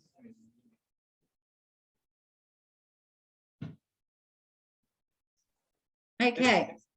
3 or 4 things differently. I'd put a dollar value on my day and make an adjustment because obviously I know I waste too much time in my day. And then I'd have to see how, it works out. I definitely try and work out my next day the night before. And I would ask for testimonials. I never do. Important, great. I know, but I hate asking for things. If people give them to me, that's fine, but I hate asking. That just doesn't sit well with me. So I have to do that more. So Really? those are the things that I would do. And I'd probably speak to my vendors more regularly than I do. Okay, amazing. It's really interesting, guys. Has anyone actually worked out what their hourly rate is? I did it once, but I did it wrong. It's Yeah. quite amazing when you see it, what you cost yourself an hour. Makes you think about things. Makes you think about things differently. I would have a look at it. We can do it as an exercise together. Harry, Dan, yours is like $1.50. So you don't need to worry about it. Anything more than $5 and you've done it wrong. Yeah, no, I got $12.50 once and I was like, shit, I did that wrong. Harry. I think mine was down to about $10.50, if that.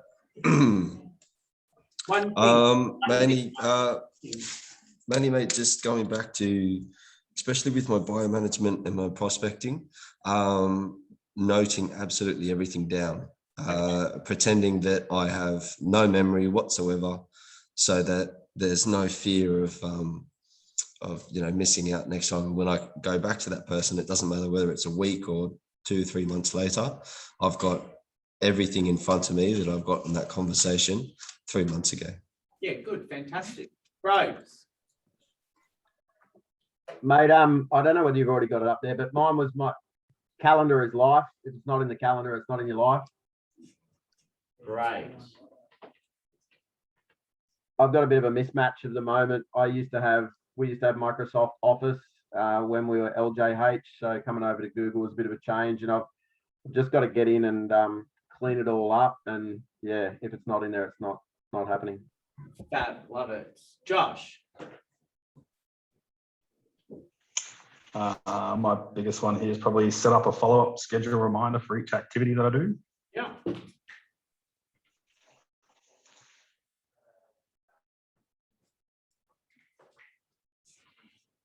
Do you use the agent box follow-up?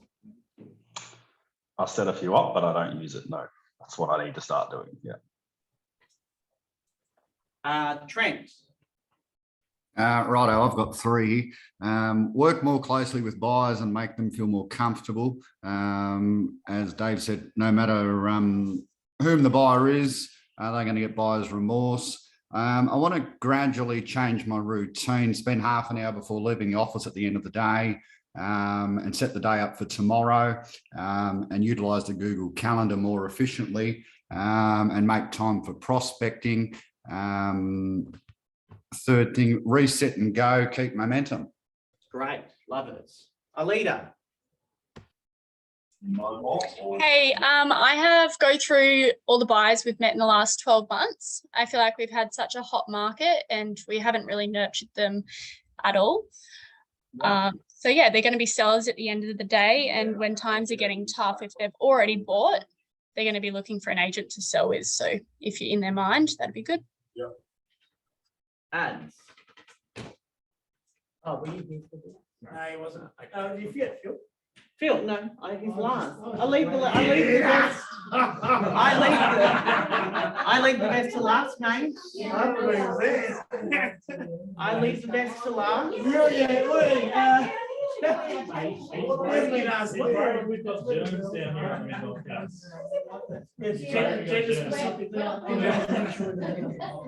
I leave the best to last.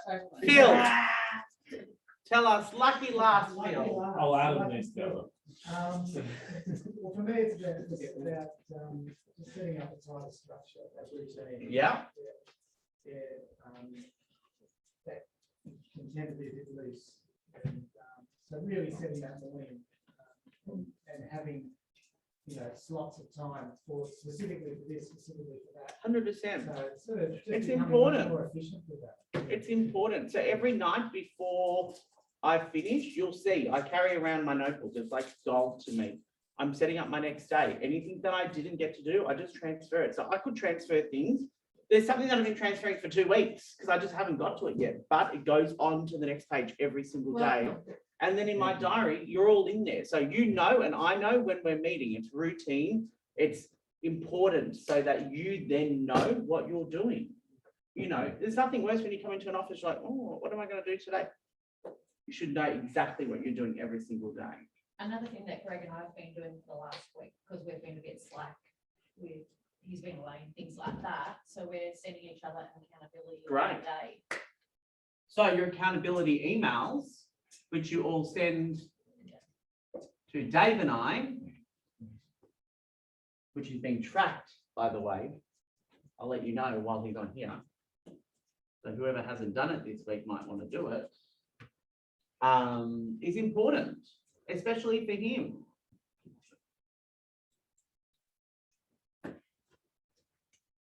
Perfect. All right, guys, this is a really great list. Is there anything else on here that maybe isn't on here that you think should be on here? Have a look. Yep. Role play, hard conversations. Oh, did you? Hang on. Alex said it. Alex said role play. Hard conversations, though. Right. Anything Yours else? weren't hard, yours Ads, were anything easy. you want to add? Anything that's not on here that you think should be on here? I think doing some like external training is also a thing. Your own personal development? Yeah. Yeah, important. What's your, Invest in yourself. Yeah, invest in yourself. what's your own PD? Exactly. Right. Okay, everyone, we're going to take a quick 20-minute break. Go do your thing, return emails, get a coffee. What's the time now, someone? 12 past 10. 12 past 10. So everyone back on at 10:30. Go to their accountability emails. I'm going to leave this going. No, just sign it out.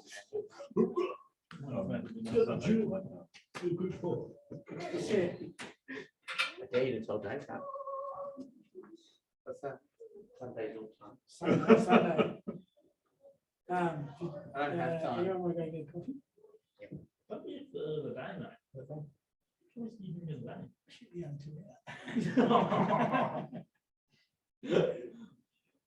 Yeah, 10:35, we're back.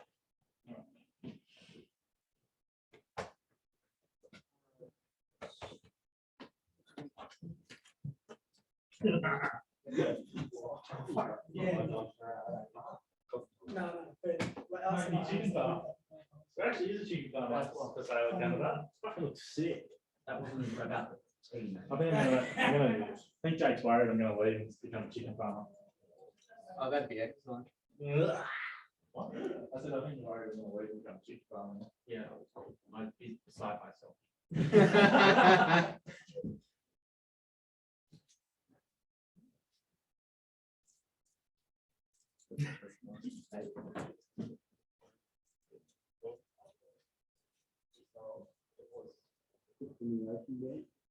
It's not the ocean. But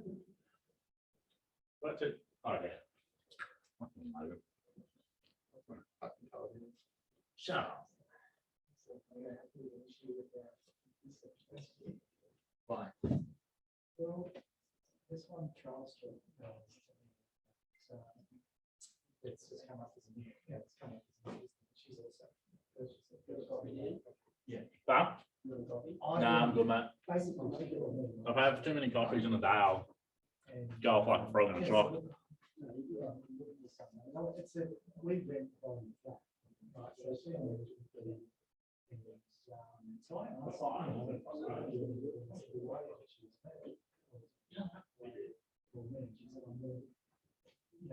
I looked at the profile, we looked at the friends, you know, and yeah. I had a really bad experience with Hot water? No, it is hot water, mate. Okay. So I just saw, you know, he did yes afternoon. I asked it when he put him on weekend. But it didn't, for whatever reason, it didn't come through. So he sent me an email this morning. This property used to have myself as a contact on it. Firstly, it's a previous sale of mine. I asked her and she said, Adam and the other partner who said I actually sold it. Okay. And I'm also signing for you.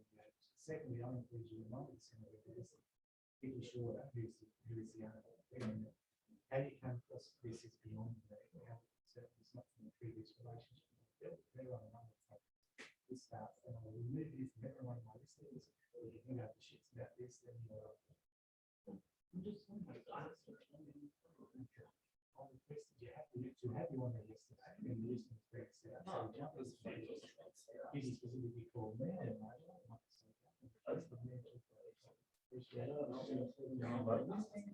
I'm just saying I believe in the value, I believe in all the descriptions, all the paperwork. And yes, we don't.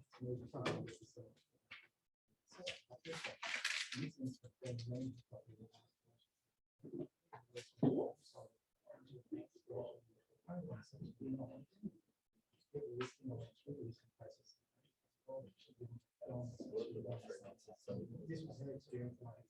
She read it. I knew I was going to do it. Do what you really need to do. I know I have it fairly. Yeah, but I actually put it. Listen, the good thing about industry, I have those conversations. Yeah.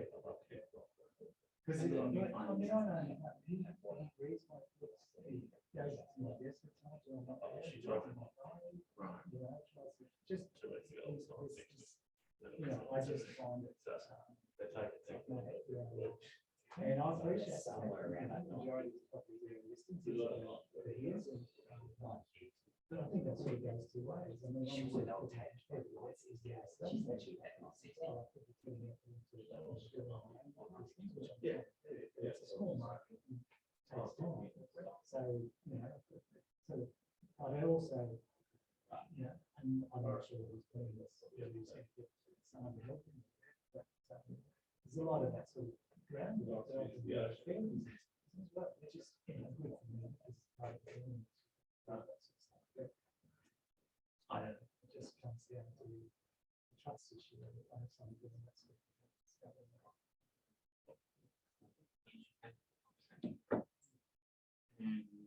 I mean, you know, he's like jumps. Oh, you're here now. What I know about it. He will be. His stuff is conversations. What conversation? You don't believe it. Because it's not other people have said, bullshit. And then it becomes this toxic sort of environment where trying to sell his property and he's got a shit to it. And in some ways, it's like, you know, in some ways, being like what Dave was saying, will undermine sales, just so you know. So that's what I'm sort So of. if you feel that that's happening, then I'll put them up.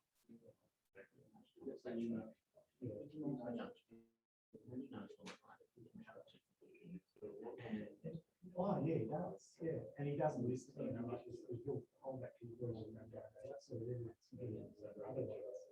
So in that situation, right, that, you know, like, why they all come down? So how does that listing out? Is that my listing? Is it? Yeah, well, that's, I mean, he's gonna expect that it's his. But it's a management mindset, they're trying to get back beyond it. Well, that's what I'm saying, it's a management. Yeah. Well, and see, that's another thing that I sort of see, is an issue because any sort of high relationship is really business. Then that, he's being option. So if it comes in, calls into the office, it's calling a 90%, you know, and that's the reality. That's right, but I thought it was over. Yeah, but it's an ongoing thing. Okay. And always will be. Yeah, so anything that happens, whatever it was, I understand it. Anything new, that's. But I mean, It's more benefit to you. Because you more than likely you get the least. Oh, yeah, and I'm happy to do that. But as I said, the reason I would do it, and the reason I haven't done it, is because they don't want me to do it. Yeah, and that happens. Yeah. If he's feeding it off, let me know. I don't have a problem with it. Yeah, but that's the reality, you can handle it quite well. Yeah, I mean, I'm quite happy to go to Australia. It's sorted out.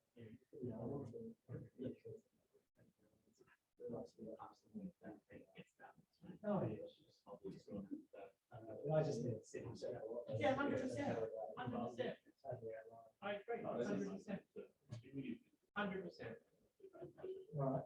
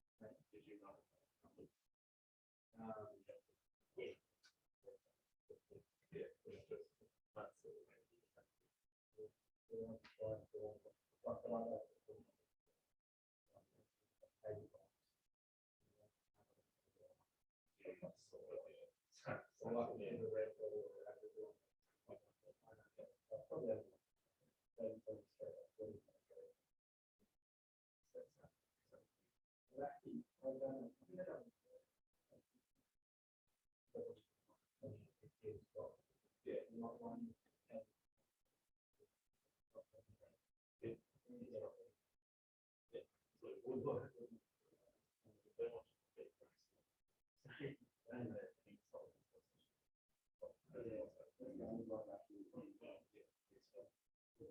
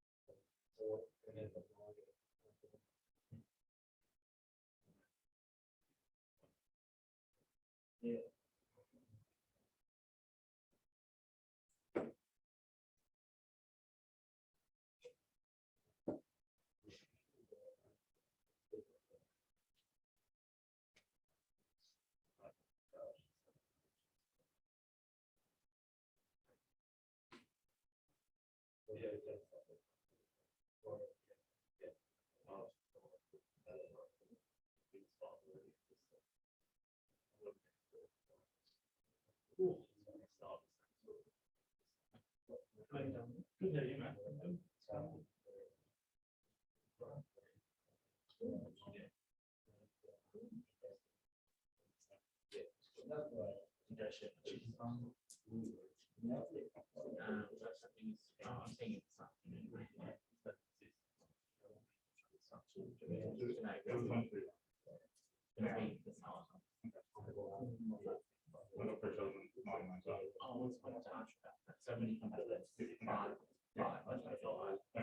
Yeah, she's all out. Glenn was there yesterday, test and everything like that's happening with that. and Proper professional laptop, man. Okay, Right. right. Back in that period. Okay. Right. See you at 5.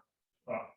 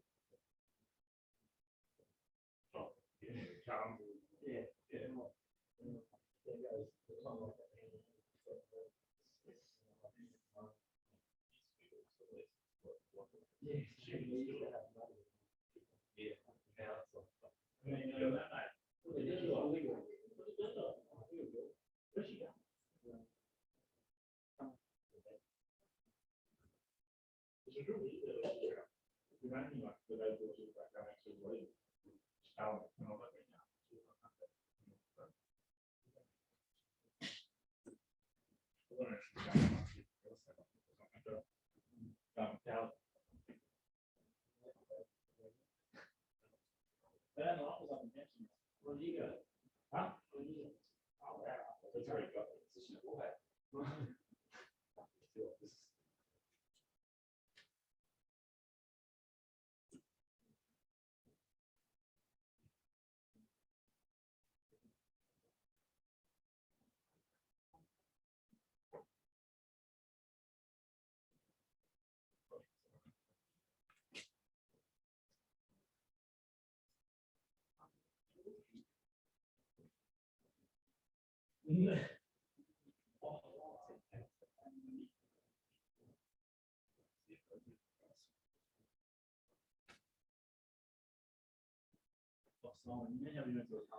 The other way. Yeah. Went to a listing presentation on and what Wednesday, Thursday, last week. And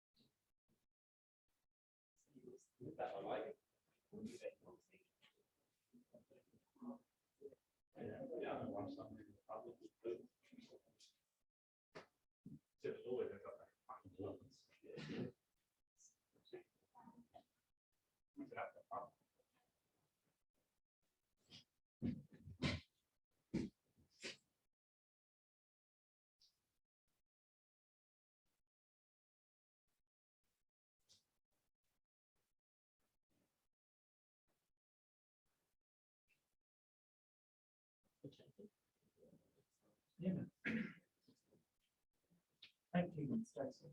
Yeah, I love. Thank you.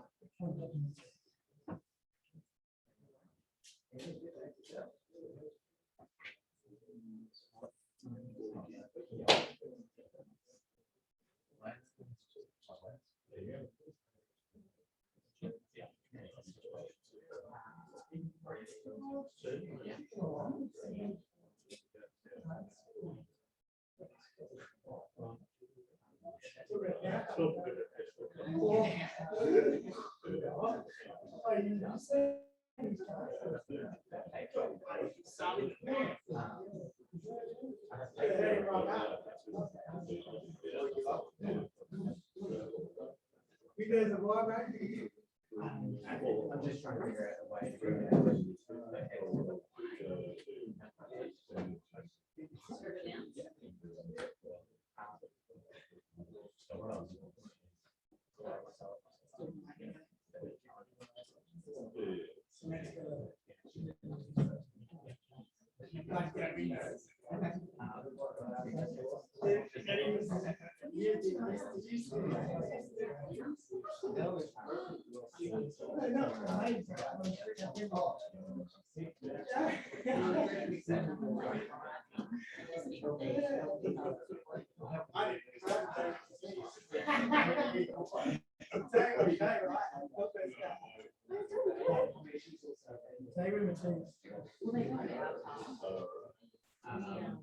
This is what.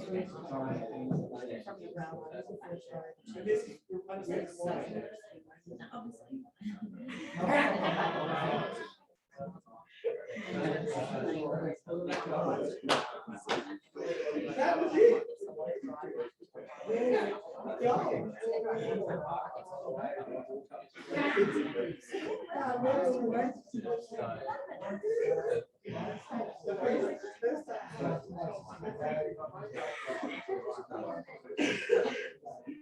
First time.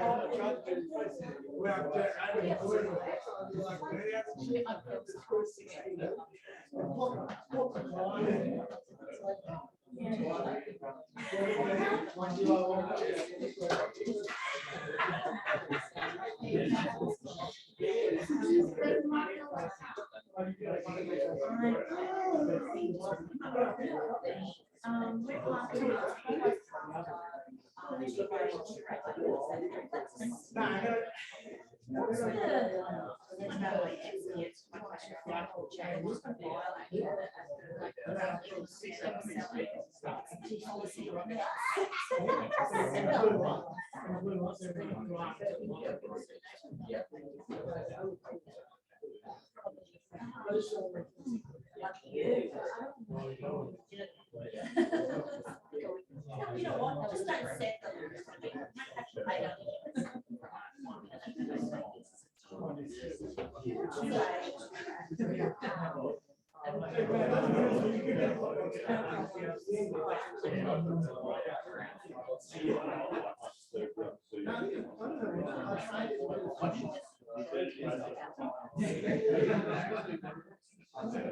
It's funny because it used to be.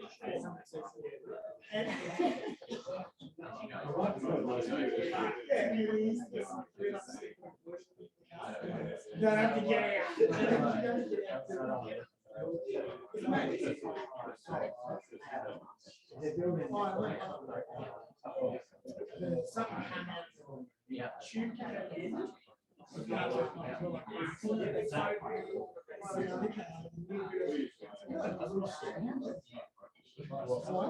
Yeah.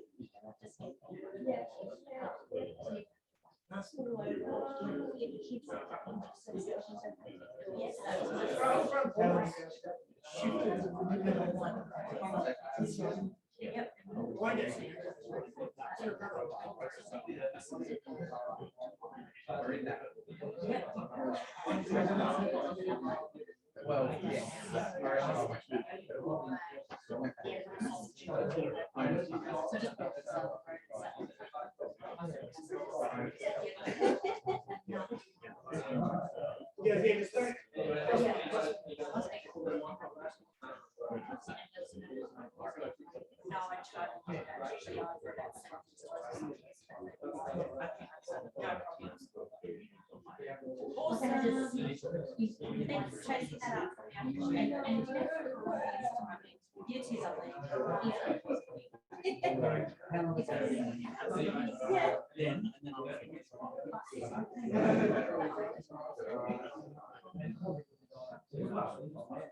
Funny stories.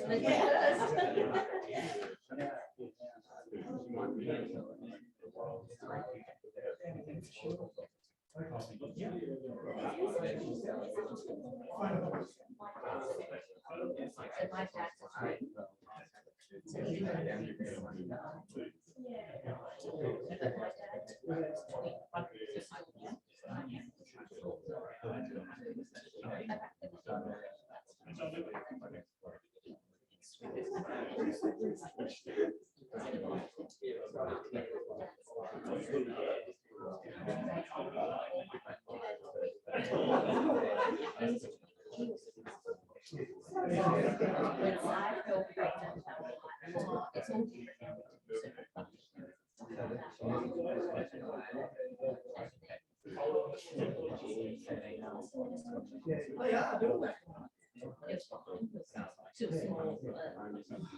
It's like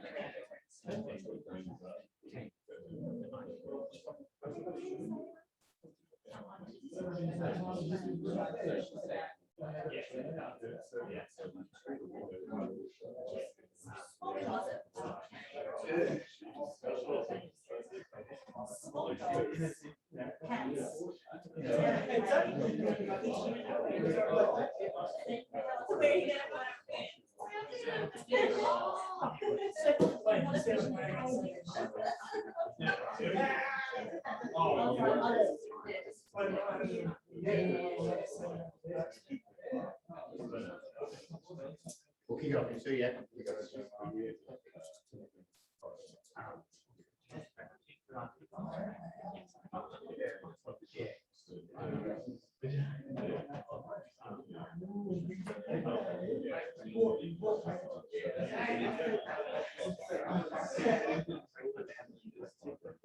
That's how you can do it. Now, save it.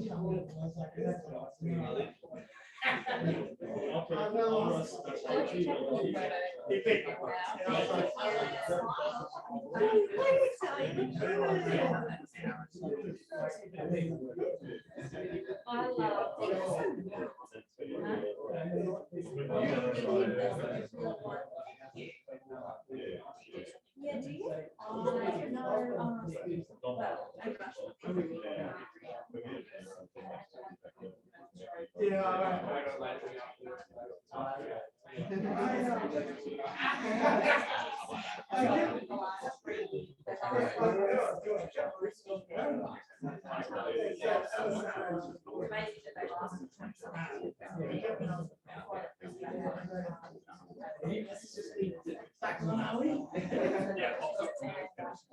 No,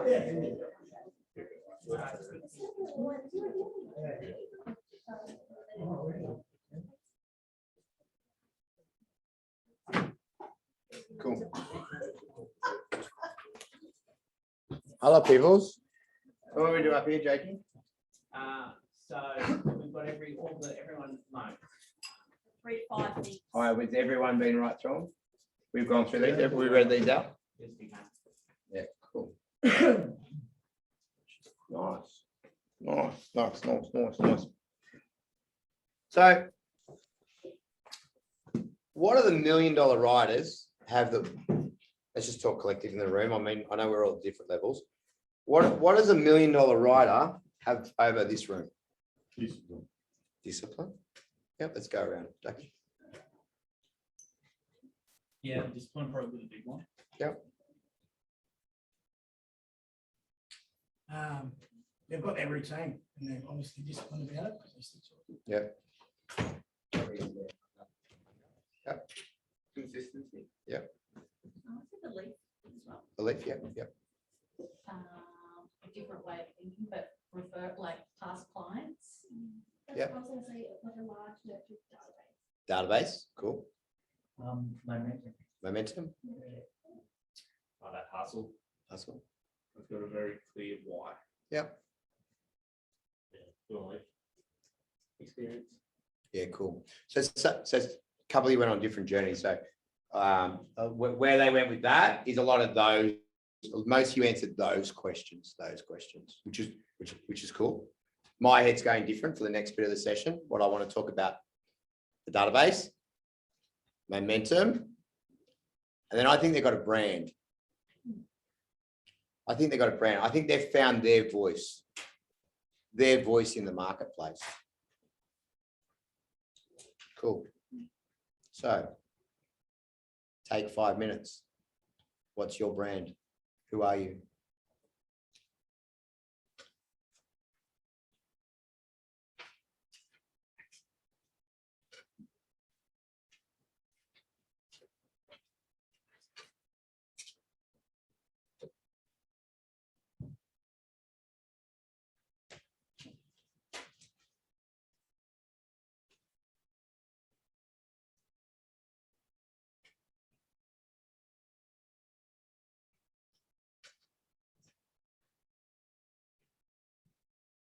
Anyone's got any questions while we do it? Because you might all have questions.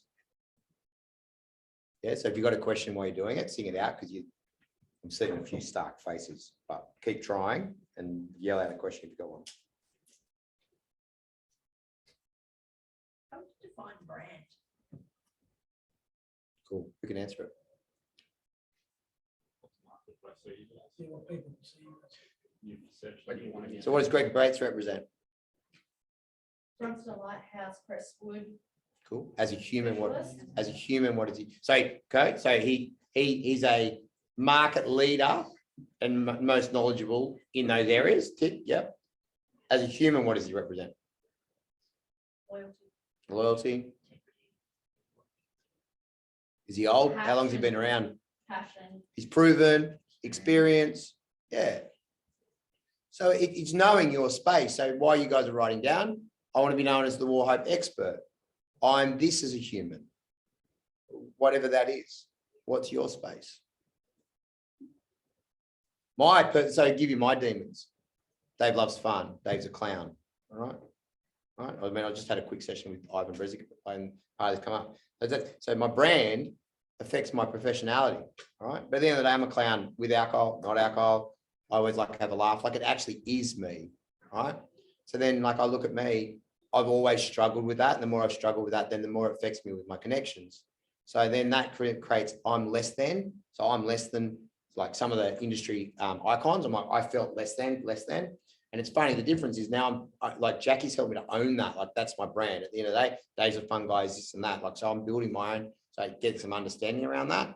But then like John McManus and that, I never used to get on with him, but the more comfortable you are with who you are, and I used to like kiss his ass when I auctioned for him. And I was like, well, mate, you're an OCD fuckwit. Like, I'm not saying that's the way to need to talk to people, but in my finding who I am, you then connect with those people. Yeah. So the journey I'm enjoying now is that once you really grasp who you are, people then connect with you better. They buy into you or buy into your story. Yeah? But what's your story when you're a listing presentation, right? If I got all of you in to list my house, why am I going to pick one of you? Yeah? Like Lee Woodward, his dialogue annoys the shit out of me. I turn in my stomach. However, I nearly think I'd still have to use him because he's that good at his dialogue. Make sense? Vegan, I couldn't stand when I was 10 years ago. He was annoying. Talking at me, acting like you're better than me, this and that. But now I just have so much respect because he's so well trained, he's so well dialogued. So you know what I mean? And like he was never liked, Vegan. Now everyone loves him. Saying that, Vegan's got another side to his brand to be able to connect with people like that. So off air with people like me, or even O'Brien's real estate and all that, he has another part of his personality that now he's comfortable showing, where he never used to show that. And I'm not saying around alcohol, but he's actually more cheeky than you'd think, and he's got a bit of a dark side and all this sort of stuff. But he only now shows that to the client that he can keep, but he's not probably going to show it on the floor. You know they're going to take you in this corner. That's probably the way you pay. No, because I would mind they're paying me in a corner, but like when they're doing that, taking me on that journey, to me, my head goes, don't treat me like a fuckwit. I know what you're doing. I know what you're doing. You know, I know what you're doing. So like, stop that, stop that. My body's like, stop. I know what you're doing. Where Arthur or like real storytellers or Marty Farah's or your Rick Sorayas, they do it in a way that is not rehearsed. It's not like if I do A, I'll get B. It's just a journey. Yeah. And they're the ones that list in board shorts and t-shirts and, you know, have no listing presentation. So what's your style?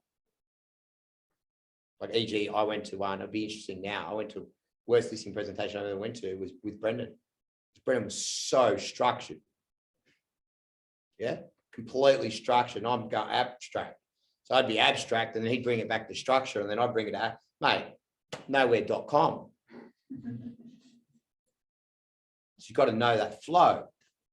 Yeah, it was not my problem or Brendan's. We needed to at least practice. If I went to another presentation, I'd talk to him like, how are we going to do this?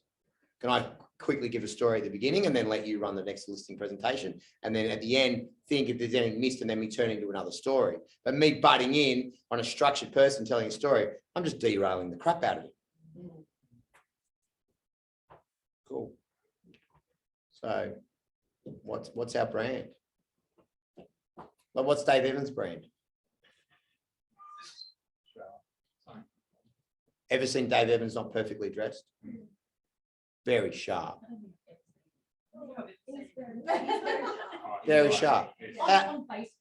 How likable is Dave Evans? Oh, right, he's very likable. I think he's very likable, and I think that's why I get so many listings. Like, yeah, like to hate it. Sounds like you're keen to get a dinner. I've never seen you smile so much.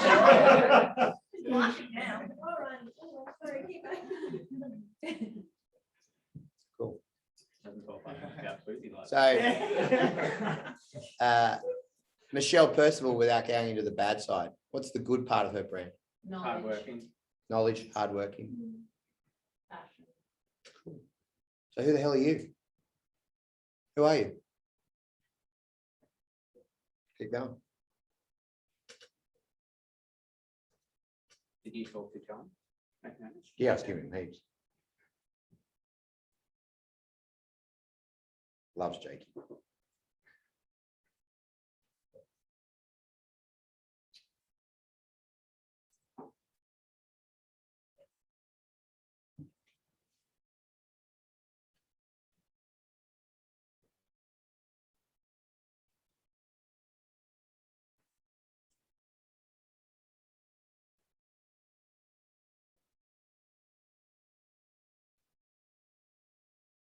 How are you guys going? Any questions? Read brand up there. Having a go? Another 2 minutes.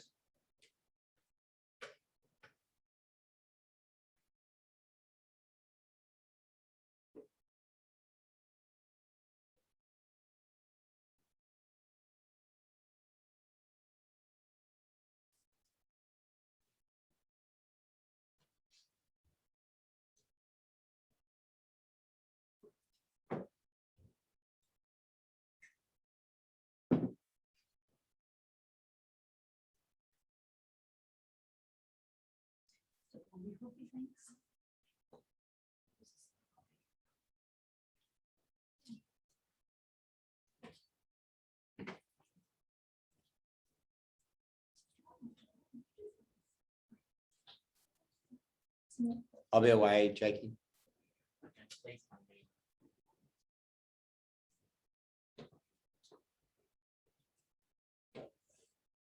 All right, these won't be perfect because it's like it's a 2-minute chat. But let's share them. Let's go, Braith. What do you got? Energetic. Energetic. What else? Trusted. Yep. What else? Local. Yep. That's all about it, mate. Cool. So what do you think the power would be is once you could build that and own it? If everyone knew that, you mean? Yeah. Well, one thing in personal development work and everything like that is knowing that you're enough. Like everyone in this room's enough. Just how much of it you want to use. So when you actually own your brand and own that, like from not from a marketing point, but own it and deliver it and feel comfortable, people want to connect with you, you know? Anyone ever been nervous with someone and you don't connect with them, do you? Yeah. But when you actually feel comfortable. So this brand's about building it and owning it from a marketing point, but then break from that, then you need to live those things and keep expanding on those things. And then you need to be consistent in that. Can't come to work tomorrow yawning if he wants to be energetic. All right. To me, energetic means people show up. I'd want to see an energetic person a couple of minutes early. So if he turns late, I think late, not organized, but like didn't get up early enough. Well, that's not energetic. So everything comes into this brand. Does that make sense? Yep. Young, caring, professional, down to earth, and like. Cool. Like they're his winning points. If they're his winning points, but like, you know, right now, and not to have a go at the boys, and we've only been doing this for 2 minutes, but in a 1 minute listing, but like if they both had both goes, I'm still confused which one I want to use. Just give me a couple little bit of dot points. Imagine the boys at this age growing that, owning it, and delivering it for the next 20 years in their marketplace and being consistent.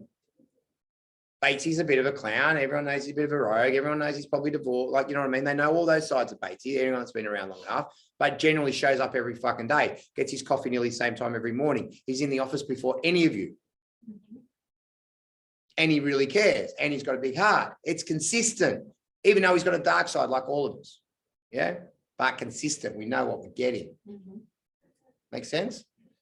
But he went through, and like me, right? And this is why it's good for especially the, you know, young people in the room.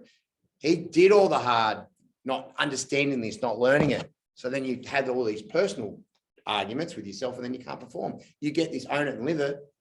You have peace and you'll be successful. There's two bits to this.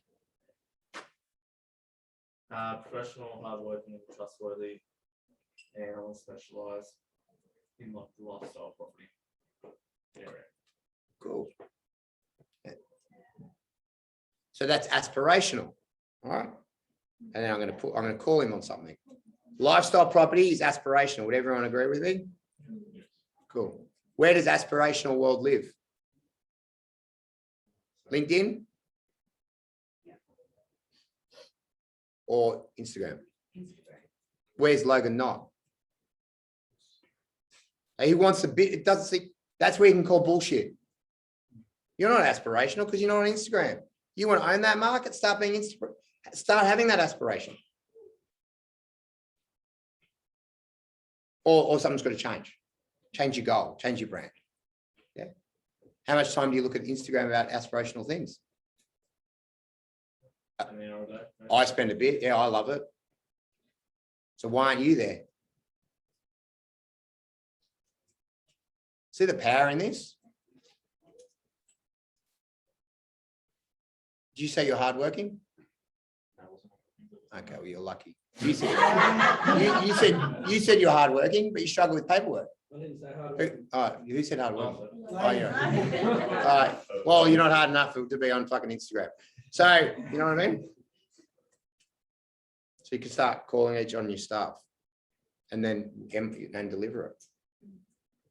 My problem is I want to be really successful, but I want to be a clown. How do you be fucking both? And then trying to own it. So then that was my drama. And then so what I'd do is I'd be really good for 6 weeks and act like freaking Josh Fegan. Then I'd go on a 2-day bender. But you know, if you can try and own it, then you can balance it. You know what I mean? We got local, friendly, carpenter. Want to specialize in the Timbertown area, so. Cool. A carpenter doesn't mean much to this person who's selling the house, but what could that mean? I actually understand property. I actually understand building. Mate, they might be pretty with a freaking making amazing aspirational freaking Instagram story. If you're competing against each other, oh yeah, Logue loves his inspiration, but the best thing about me is I actually know it. So when I take a buy through, I can actually explain it. Do you know that some of the people in the team, when there's a bad building report, they actually ring me up to explain it to them? That's my knowledge. See how I'm starting to get differences? Now I'm like, well, who do I go with? Right, it's really likable, family in the area, I'm feeling safe. Dan's got a history, his dad was in the game, he's in the game, he's had a bit of success. I've seen Logue's consistent, hardworking. Oh, wait a second, now I've got this guy that freaking understands building. It's a bad market at the moment, and the buyers might be a bit nervous, and he can make him feel more comfortable. Now, as a human, I've started getting some choice about who they are. Yeah, see how it grows from that? Oh, I'm just a really nice guy, and I'm different from everyone else, and I'm going to work really, really hard. Okay, boring. Build on it, and I'm not having a go because it's the first time we've done it. But see the power, you work on this and start building on it. Cool, carpenter, okay. Well, when's the last time you ranked 20 tradies? Local, what community events have you turned up to? You don't have to answer, boys, but see where I'm going? We'll fucking own it there. Like e.g. wellness was a huge thing for our business. As I've got off track a little bit, that's dropped out of the business as such. I can't sit at the moment in a recruiting thing and talk about wellness. I'm full of shit because we used to have a heap more stuff that we used to do. We need to bring that back in. Community stuff. That's why we're doing cleanup day. Get back there. So you can't see those, you can't say the words if you don't live it. That's why environment, that was driven fucking by Nazi Ali, all right? I didn't really have that value. I backed it because she was my partner. It's now, I don't even talk about it in the business anymore because it's not real. The one thing I struggle, Laura wanted me to do the Aboriginal, like welcome to, right? It's not a part of me. Like I respect it, I honor it, but I don't own it in my own life. When people do it, I really respect it. Saying that, I'm a little bit more open to it because I've seen a couple of really good Aboriginal guys do it, and I want to actually learn about it. But I'm not going to get up and do it until I meet with someone like that and then actually understand it from their world. And if it really burns a fire, and I'm not being disrespectful to that, please understand. But if that starts burning a fire in me, then I'll get up and do it maybe before an auction, but not before because I'm full of shit, just because everyone's doing it right now. You with me? You've got to own those values. Got to be sincere. Cool, Phil. Yeah, for me, being authentic, trustworthy, professional, unique, and casual as well. I mean, I'm working with someone that's sort of the complete opposite to the way my natural personality is. And I the see him as a successful, in success in his own way, and I go, oh, is that a real estate? Is that how you meant to be? And I go, well, no, I'm just being myself, and I'm just seeing how that just being totally unique or totally authentic, and how people respond to that and respond to it really well. So that's really good and totally agree. But and I'm not a lot of those brand nearly go against each other. All right. So no, and that's fine. Let me explain. So I'm not having a go at it, but you need to then explain it. So people, let's use that. People use Heath because he's hectic. He does push the price and gets top dollar. All right. Phil wants to be professional but casual. I don't think of casual when I think professional. Now, I think he can still be all those things. So please, I'm not ripping those apart. Phil's now got to somehow get, when I'm in front of him, I'm real cash. You're going to be casual with my property? So what do you mean by that? Well, I've got, my approach is quite casual to make people feel comfortable, but don't doubt that for the fact that I've got a hunger and I'm professional in what I do. See how I'm flipping it? People feel approachable, my dress and my linen and everything like that. I'm casual in my approach. However, don't mistake that for the fact that I can't push when I need to push. Yeah, what else did you have there?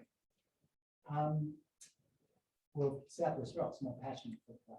Yeah, you had, what do you have? Authentic? No, I don't, unique, authentic, trustworthy. Yeah, so unique in what? Well, I know his story. So the unique is, mate, I went up to Byron, I lived that life like everyone else, and it was amazing. I had some amazing work experiences and all that. All right, but my uniqueness is that's made me realize how much I love back my hometown, and to be back in my hometown now, like, you know, whoa, like I'm starting to feel emotional. Wow, this guy, he's been in Byron Bay, he's lived a different life, he's got this life experience, he's coming back with that uniqueness to bring it back to Southwest Rocks. He's been there for 20 years and hasn't gone, still singing the own trumpet. I'm not even going, hey, that works for him. But that's, see how you got to then workshop your brand for people then to feel it and to feel hooked on it. Yeah. Look at Coke, something that makes you fat.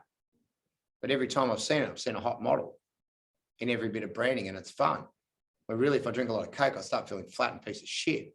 So like, but the brand is connected, like it's sold. It's a bad example in one way, but not in another, because you still feel it. Yeah. You still feel it, even though it does the opposite. So all of those things they are authentic and they are all filled. But as a consumer, how is that good for me? Or if I just found a surfer, if the surf's up, I'm not going to turn up. I've got that maniac there that wants every last dollar out of every penny. And even though I like Phil better, I want to use him. No right or wrong. How good can he sell his story to the consumer? How good can you build your story to sell them to the consumer? They're all looking, they're all watching. And then when we talk about brands, how you get out of your car, it's how you walk, it's how you act, it's who you are. But what I was laughing at myself at this last conference, I nearly ran into about 8 people. I realized I'm always on the fucking go. I've got a lot to do. I'm not, the amount of times like, it's my brand. It's like, bang, I eat food in about 3 minutes. Like, boom, let's go. There's always a lot going on. So people that might want to will do, well, this guy's got a lot of shit going on.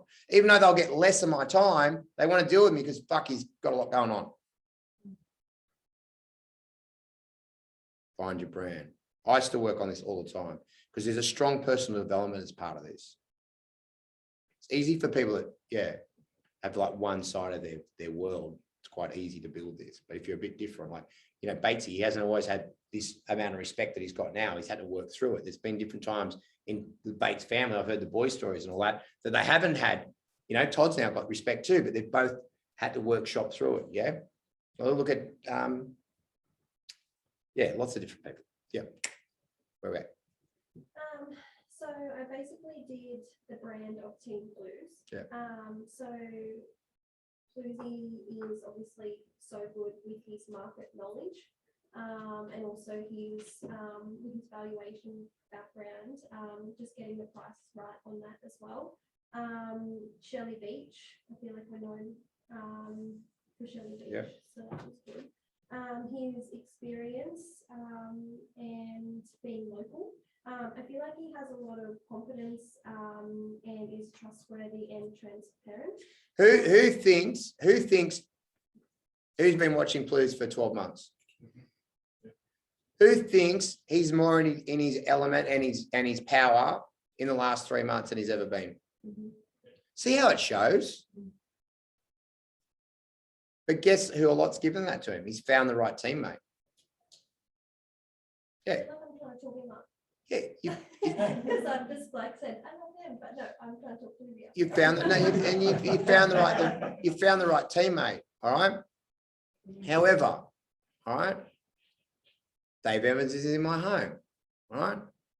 I like shiny things. Attracted to that. He looks successful. He's professional. He does have a bit of that thing about him. All right.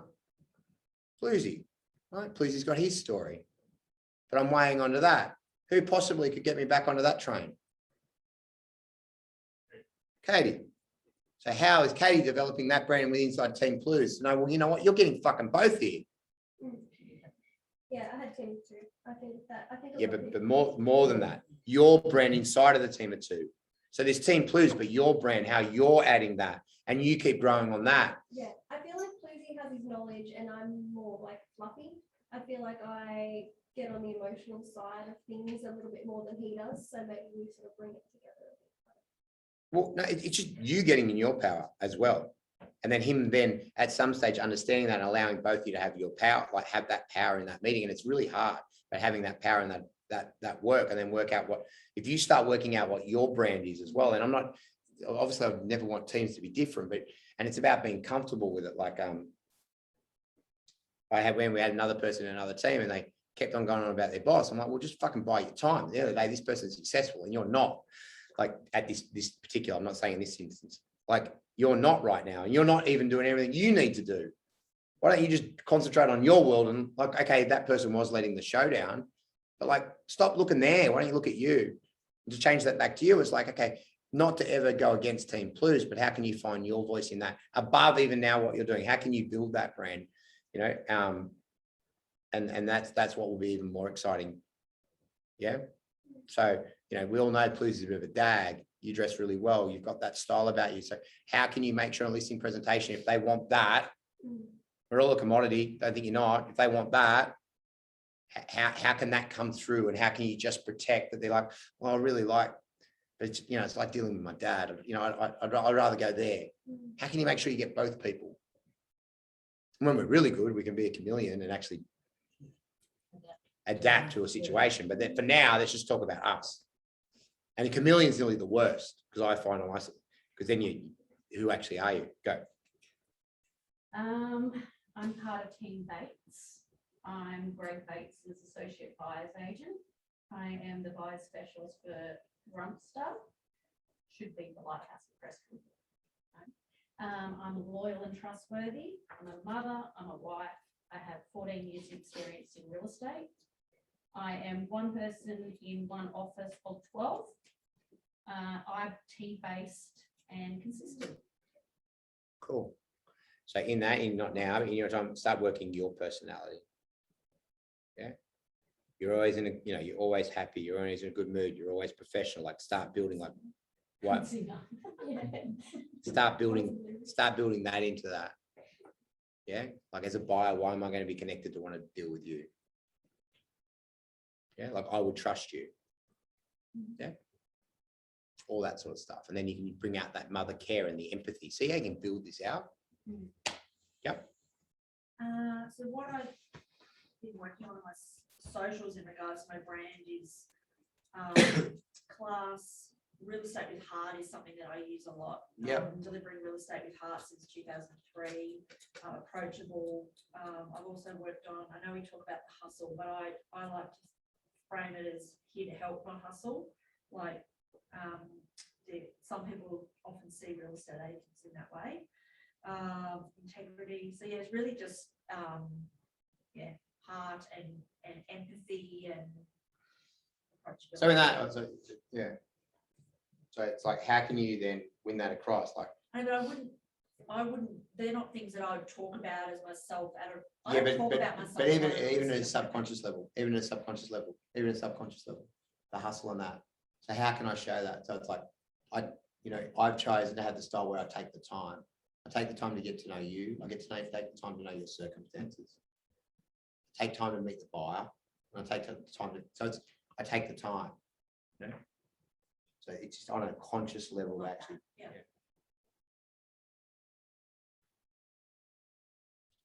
I mean, who's lost business because it was easier to say yes to you, no to you, and yes to the other person? So it's about combating that, where it's hard to say no to you. So a really nice person, you know, I remember when I first came up here actually, and really got it, and I leaned across the table. There's that minute, that 30 seconds of power. I'm like, I'm just letting you know, like no matter what, because we're having a bit of a laugh. No matter what, I'm letting you tell you, there is no one that is going to go harder on this than me. Like, just owned it. That was the right dialogue for that moment. Like, no one's going to go harder, mate. Like taking that moment. I need this one. I need this. It was that. Remember the Rawdon Island? It was listed with 8 different agents. Been on the market for 3 years. I said, Simon, I need this, mate. It's going to go to auction. I'm going to sell it, mate. I actually need this. It's got to happen. I owned it. Wouldn't give anyone exclusive, but fucking owned it, signed it up, and got marketing out of it. But owned it. So nice people, at one point in a listing presentation, they need to know you want it. They need to know you got hunger. Nice people sometimes don't look hungry. It's just a second of it. Don't get me wrong. Don't think that this casual approach doesn't mean I don't want it. Let me tell you, I want it more than anyone. However, I don't need to sit here and, you know, I'd rather sit here. I'd rather blah, blah, blah. I don't want to actually sing my own praises. Let other people do that. I'd rather talk about the process. So you can flip it. So you basically bag the person that's going, I'm this, I'm that, I'm that, I've got a record, I've got that. No one gives a fuck. Alex.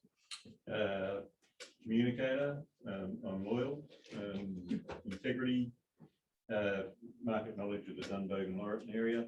Say what I mean what I say, and I'm caring of maturity. Beautiful.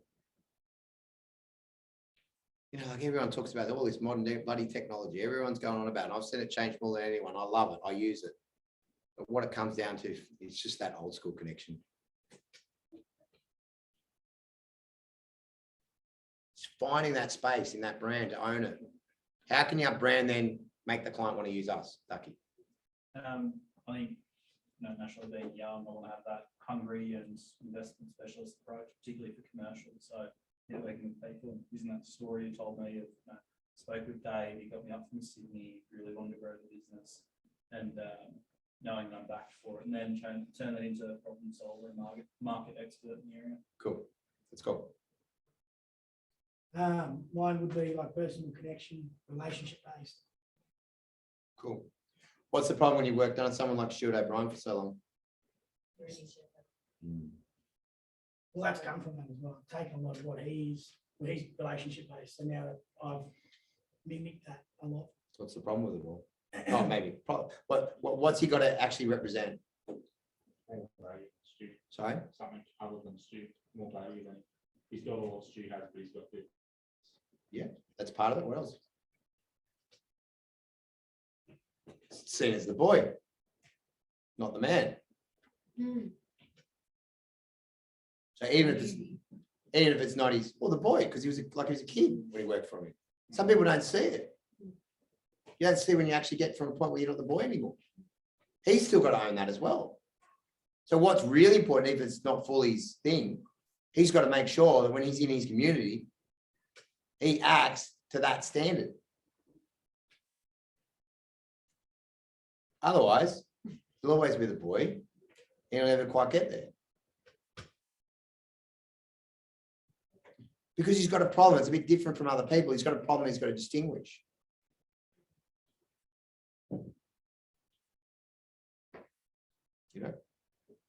And show something different. So he's got his youth on the side, technology on the side. He can also outwork.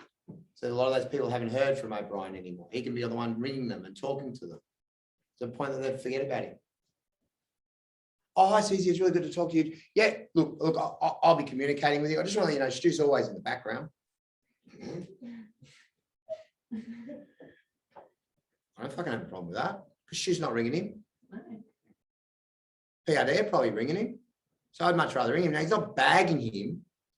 The comment of that is, I've still got, what I hear out of that, I know how you ping.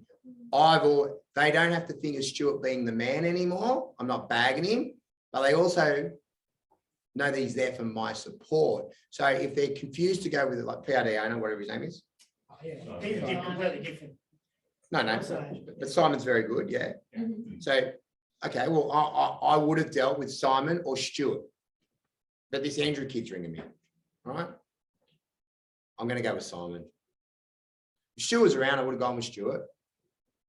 That's going to happen. So the way, Andrew, you've got all this energy and I'm ringing you out, he's probably ringing more than Simon. But now, well, you've got me that's energetic. I offer you value. I communicate with you, all that. But I've also got the old bloke behind me. A lot of power in that. See what I mean? What'd you get out of that? Yeah.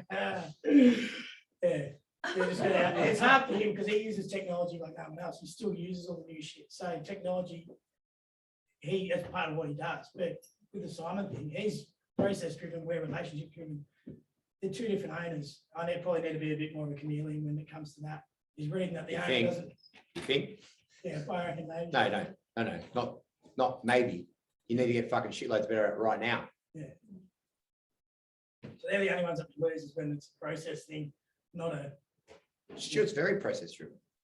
Yeah, but we're not to the extent of Simon. Simon's got like it's just He's got accountants. statistics to Yeah.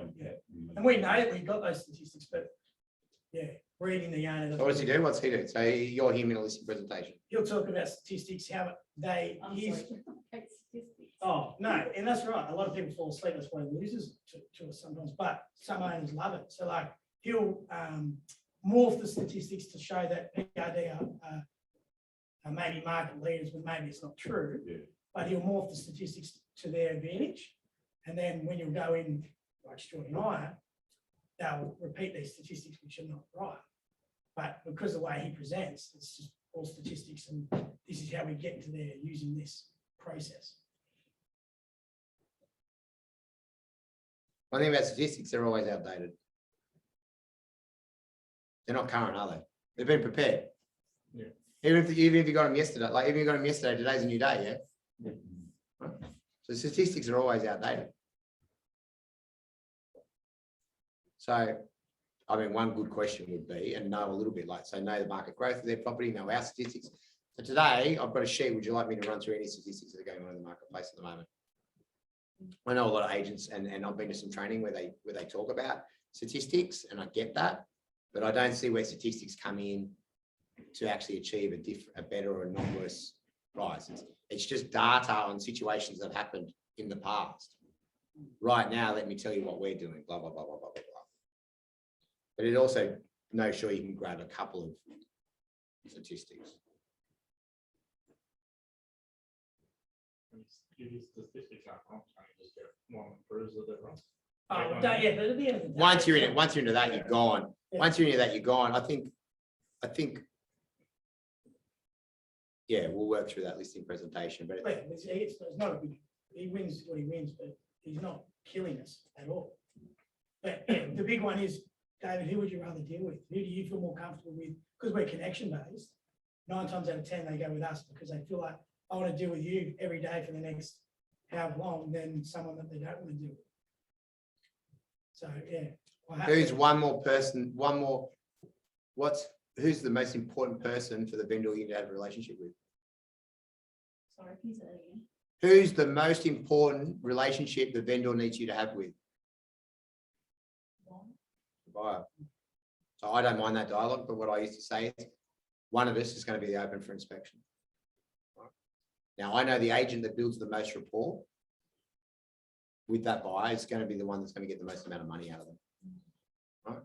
So we can spend time going through data, we can spend time going through statistics, but at the end of the day, one of us, whichever agent you go, is going to meet a buyer, they're going to build a relationship with them, and they're going to have the ability to get more money out of them.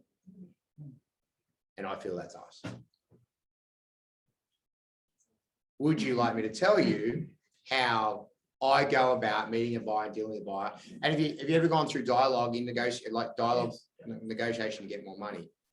But yeah, we'll work through that. Remind me when I talk to you, the energy around that, how you deliver it. Go.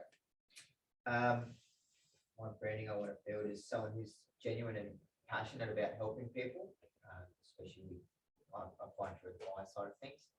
One thing I struggle with that though is just being the nice guy, being like too nice and then just leave. It's much easier to say no. So try and build that without almost being like a pushover, essentially. Being genuine and passionate about it. And why do I always give you shit on about hunger? Because the only thing that changes that is a nice person that's got hunger. That doesn't mean they need to be aggressive. It doesn't mean they need to be a prick. But you know if someone's nice or nice and hungry, it's a big difference. That's why I drive you mad on it.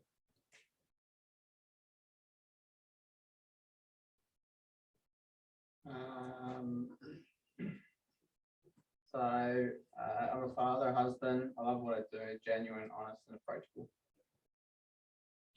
Building that in, what's in it for the consumer. Oh, that's cool. That sounds like the other 78,000 people that live in Port Macquarie.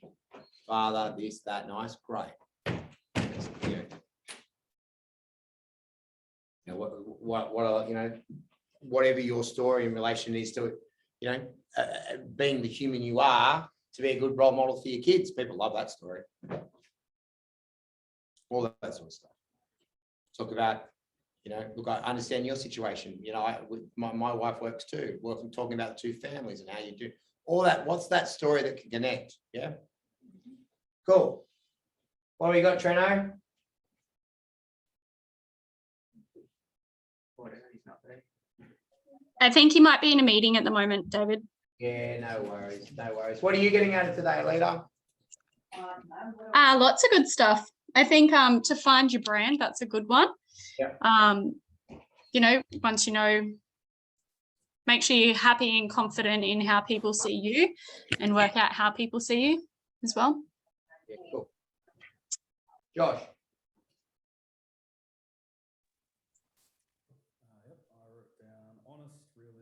Oh, you're not on mute. I can't hear you. It's all good on my end, mate. Oh, you're really low. That's not us. For us. Yeah, Yeah, this is. Go.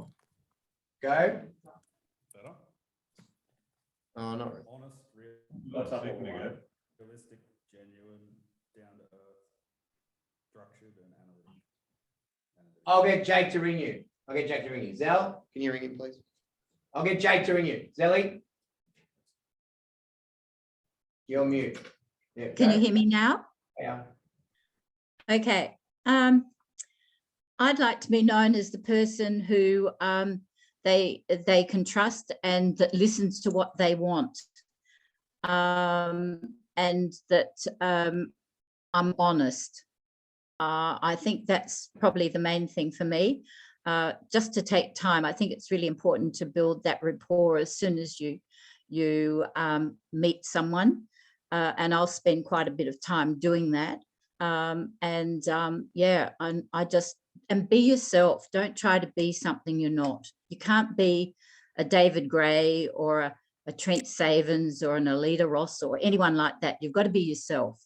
So Yeah. I think if you try to be natural and caring and listen, the world just opens up to you. Yeah. And your love for it. Cool. And my love for it, yeah. Right? Yeah, I probably rattle off the same things that you guys said before in regards to ethical, trustworthy, genuine, professional, committed, father, knowledgeable. I think where the angle I always sort of go for is always be on the hunt for something in common. So you can just build that rapport while you're underway, you know, you only need an inkling, like something to do, like if someone mentions something about the ocean or something about fishing, I've got an in, you know, or if they know a family, like if they're from Tenterfield, I'll say like, you know, do you know the McCarthy's out there? Or just always trying to start the conversation so that you both feel comfortable and, you know, merge on from there.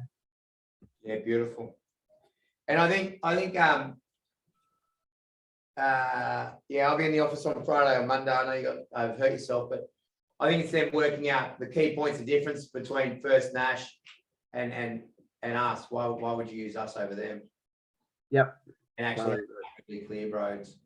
And the same thing, mate, you're a very likable guy, so them just realizing how hungry you are. Yep. Cool.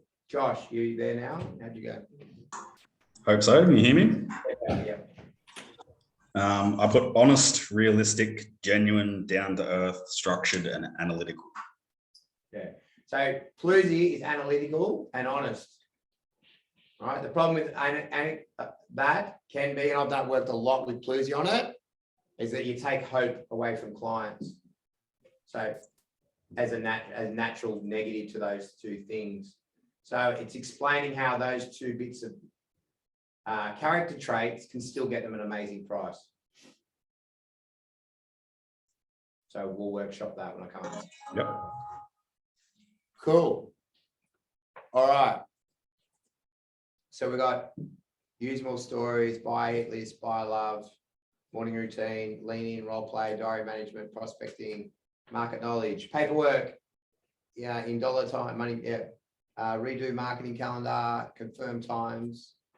What's that one? Silly. Harry for notes. Calendar is life. Is that it? Yeah. Follow up. Work closely with buyers. Go through buyer nurture. Routine. Accountability by accountability. Yeah. Email. Role play. Cool. What's your cool? Imagine if we all did that, nail it, yeah? Would be pretty good, yeah?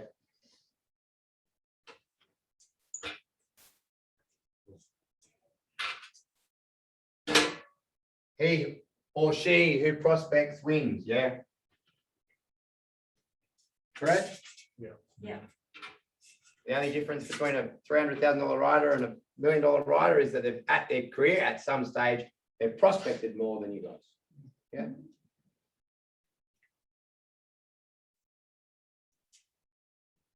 Prospecting.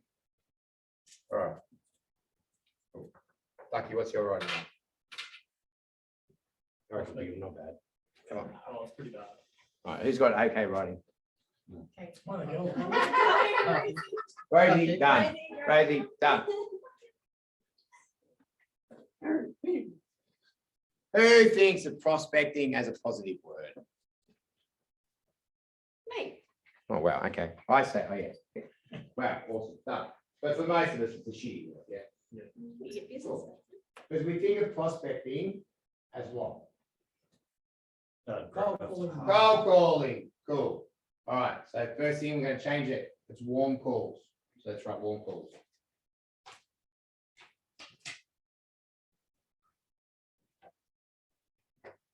And then the next one, we're gonna write calls with value.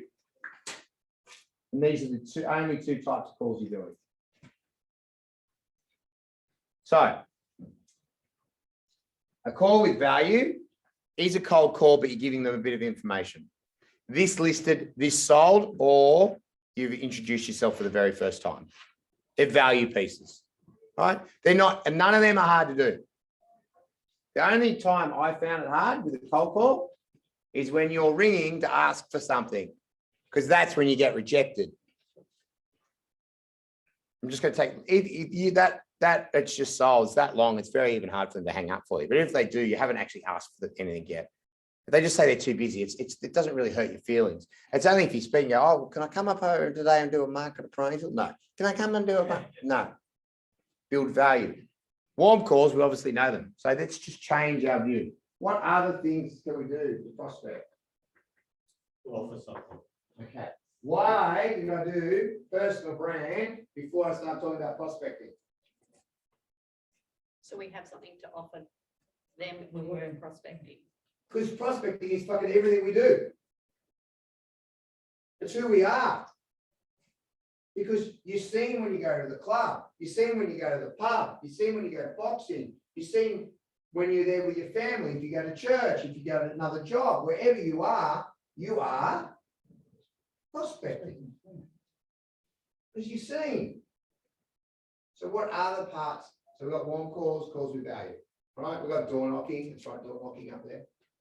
I will make it, just do them scattered. That's sort of like prospecting's a little thing, yeah. But door knocking. Abstract. We brainstorming, are we? We got letterbox drops. All right. In the front. Let's just write this.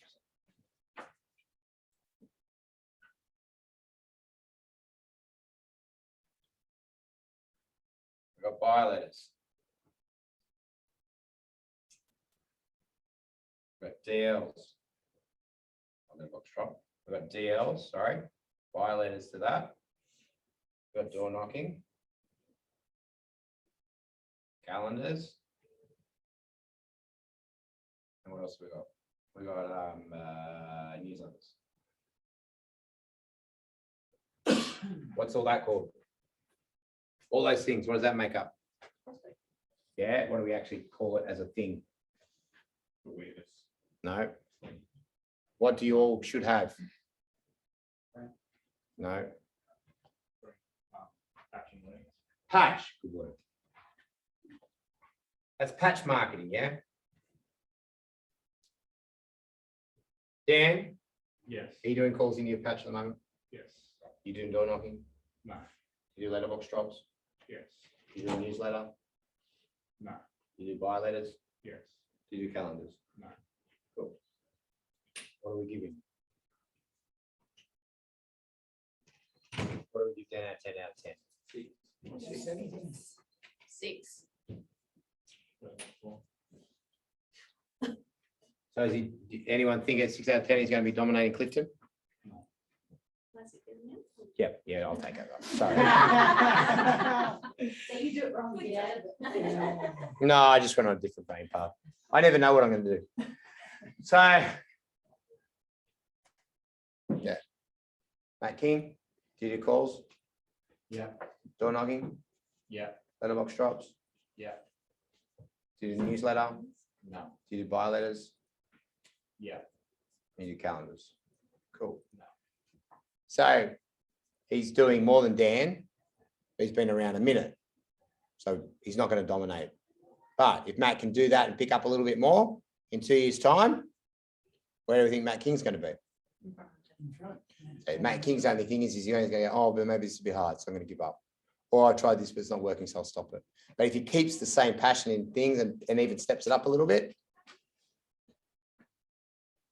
yeah.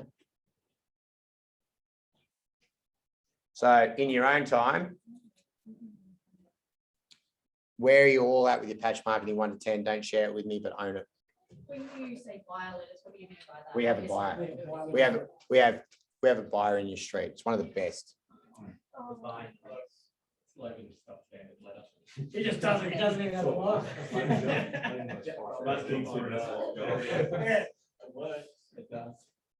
Yeah. However, they get it every month. It doesn't. Right? It's different. It's got to be. You need your DL drops. Then you need the letter. Then you need the newsletter. Then you need the Just Stop. It's part of a puzzle. What happens is if none of you, you know what? The best thing, if any of you have here and right now know you've been shitting your patch, you drop a bio letter, that'll be the quickest and fastest thing to get some business. And I'll be straight to marketing going, who's asking for a bio letter? One whole page. Cool. What other forms of prospecting are there? Yeah, pitch updates. Oh, that's cool. They call that calls with value. So they can be other. So database management, all right. Database management, socials. Yeah. What else? Community engagement, so yeah. Community, yeah. What else? Mental health. What else? Networking. Sponsor. Billboards.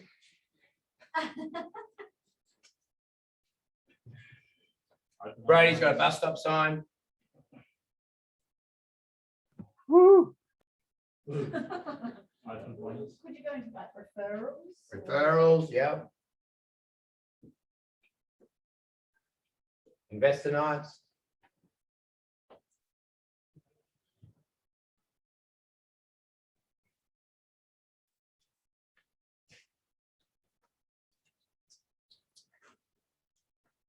Anything else? I say your brand, who you actually are. Just people know you. Yeah. Cool.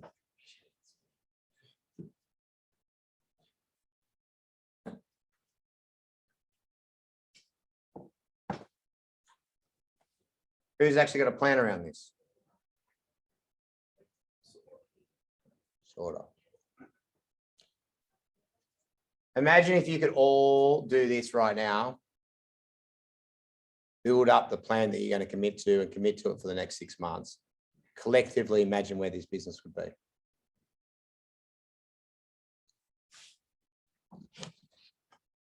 So you got half an hour. All do your plans. Plans you're going to commit to. Plans you're going to give to Jake at the end. Right? Maybe if you don't want to give that plan, tidy it up and give it to him by the end of the week. That's the difference between you being a $240,000, $300,000 rider or not even that, to be riding $500,000. It's all there. You're all well trained enough. You're all well dressed enough. You're all likable enough. You're all good people enough. You've all got raw talent enough. You got all of that. You just don't fucking do that consistently.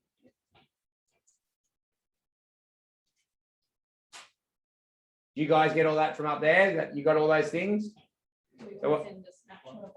Yeah. So just a quick, so we got all the different levels of prospecting. So you guys are going to build your prospecting plan here I'm gonna leave you here. That's the only difference, guys. Let me tell you, you know what, when I started real estate, you get away with not doing all this. Who's got a listing from a walk-in in the last 3 months? 1. Kempsey, Warhope, 2, Country. 2 listings from walk-ins. 12 of you here, and there's 2 listings in the last 3 months. Who's got a listing from a phone-in? Phone you specifically, or? No, just rang in. Hi, ringing elders.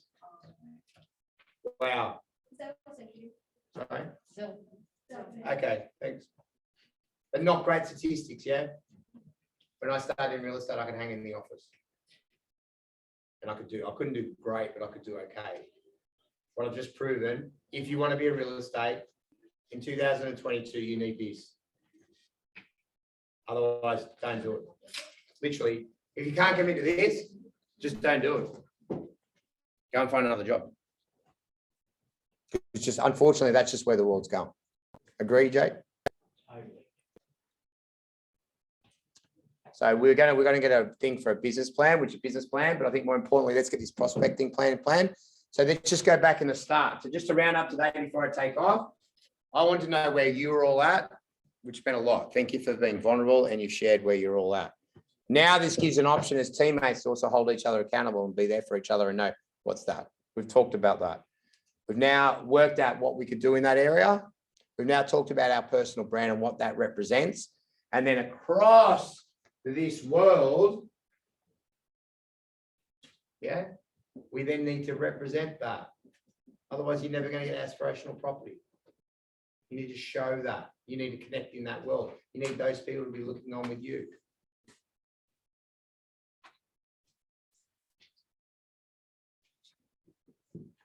Cool. All right, quickly before I go, what did you actually get out of this today? What was our aha moment?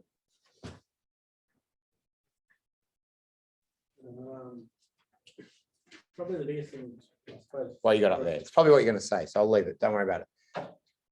Just do it. Don't fucking change the world. If you're doing 3 hours prospecting in the last month, don't give me a perfect plan that would shoot the lights out and I'm going to go, that's incredible, because guess what? You're not going to do it, right? You don't go from not going to the gym to going 6 times a week and keep it up. It drops. Go from 1, go to 3, 3 to 5, 5 to build it. Get your routine right. This is about setting routine. Let's do this again in 3 months, but for now, do a routine that you can absolutely honor it and deliver it between now and the 3 months. And just do more than you're doing now. Otherwise, you wouldn't be here and you'd be all right in $1 million. Thank you. See you guys. Thank you. Yeah, mate, I'll give you my reckon. Oh, shit. Give me a call after 2. Okay. All right. I hope you got something out of it. Thank you. Yeah. Yeah, then we get that £1 business plan. Yeah. Any questions before I go? Anything uncovered? No. Well, see you guys. Yeah. Yeah, quite right. Hopefully, Yeah.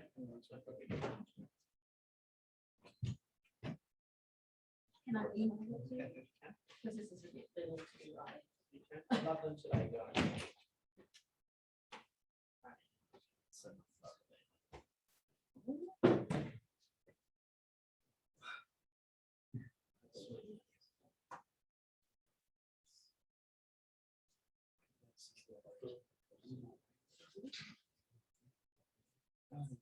So just like an bullet point form, Jake, Yeah. or a calendar form? Either, however Do you a want little lady. however you want to do it. Didn't need it. Don't overthink it, just do it.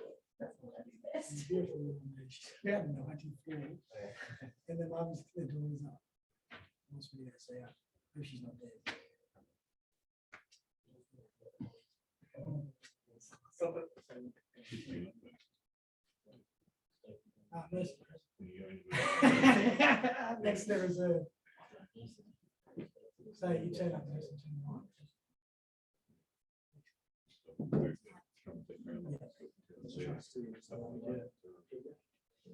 He's right, yeah. You sneaky do it. You just say one name. No, You sure? get your own name, Jackie. Yes.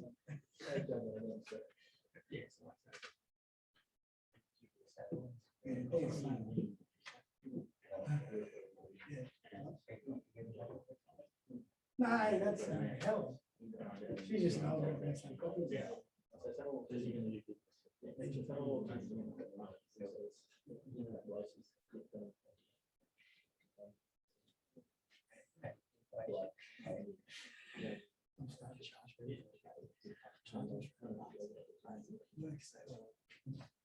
I do. I think when they're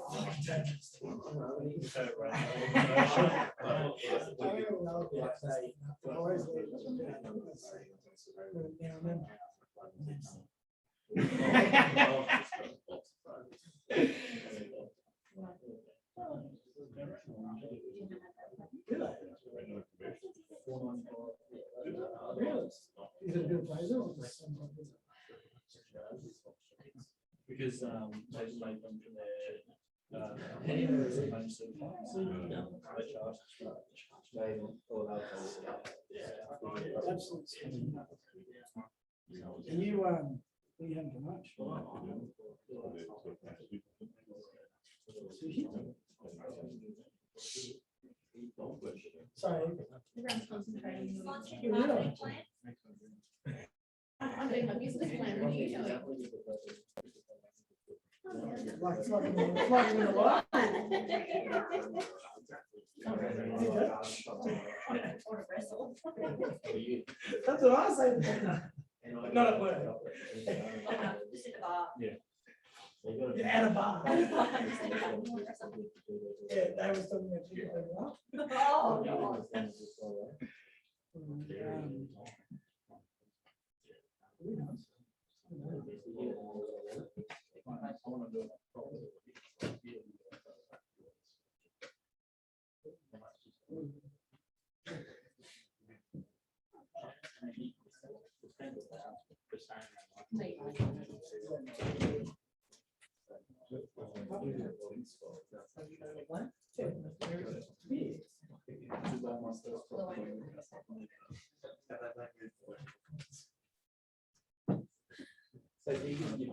He lives on 3 months. Every morning.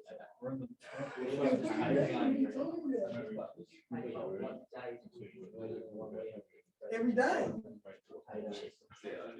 So you making it better.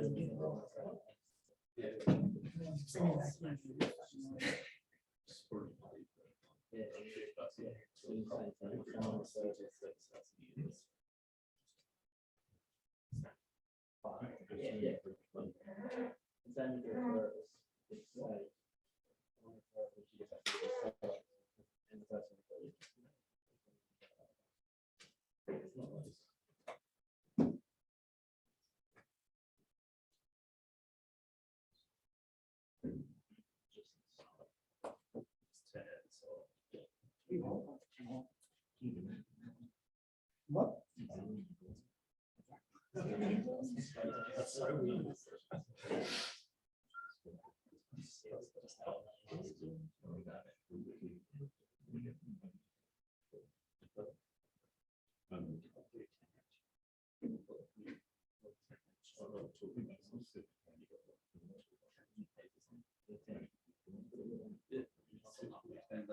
Yeah, I know.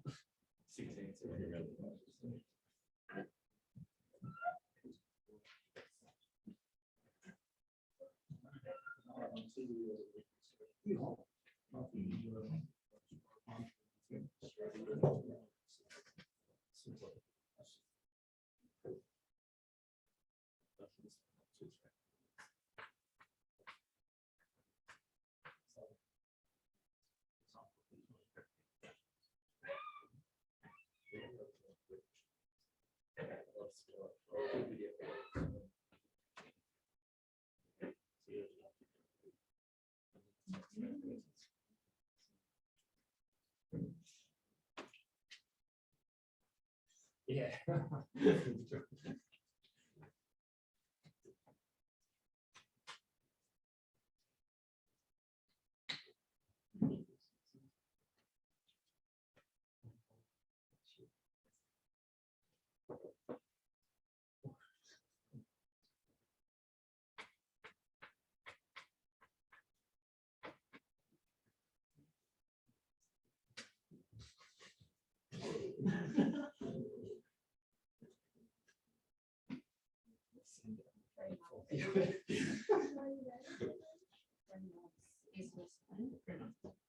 I was at 3.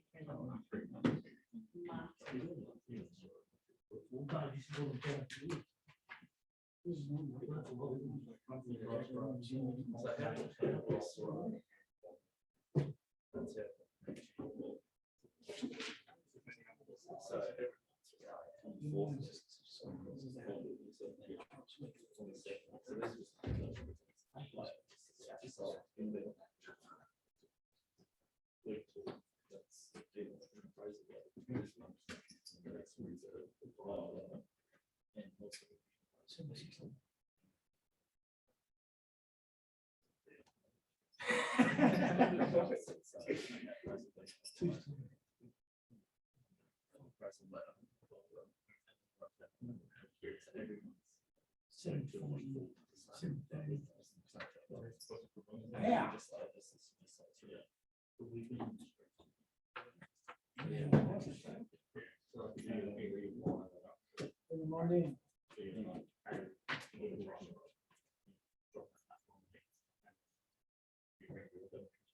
Just to you, Jake? Yeah. Sorry. Just to you? Yeah, it's just like I've got one.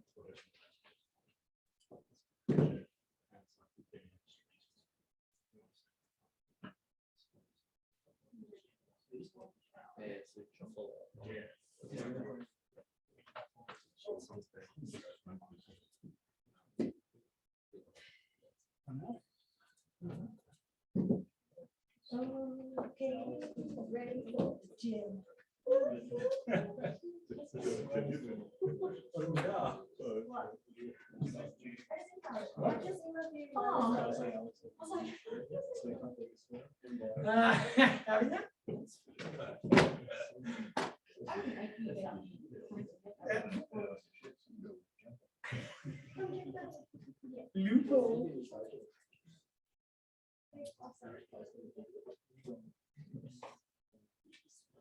I'm on the wrong.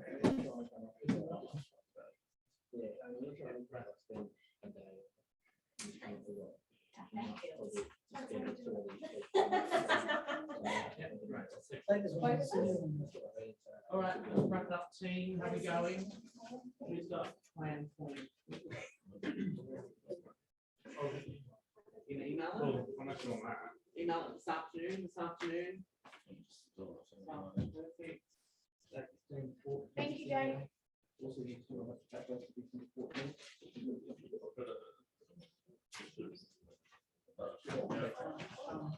Email it through. Email it out. Amazing. All right, thank you all. North, up north, email it through to me today, please. Thank you. I'll see you all up north on Thursday and Friday. I'm in offices. Knock these things off anyway. Thank you all. Okay.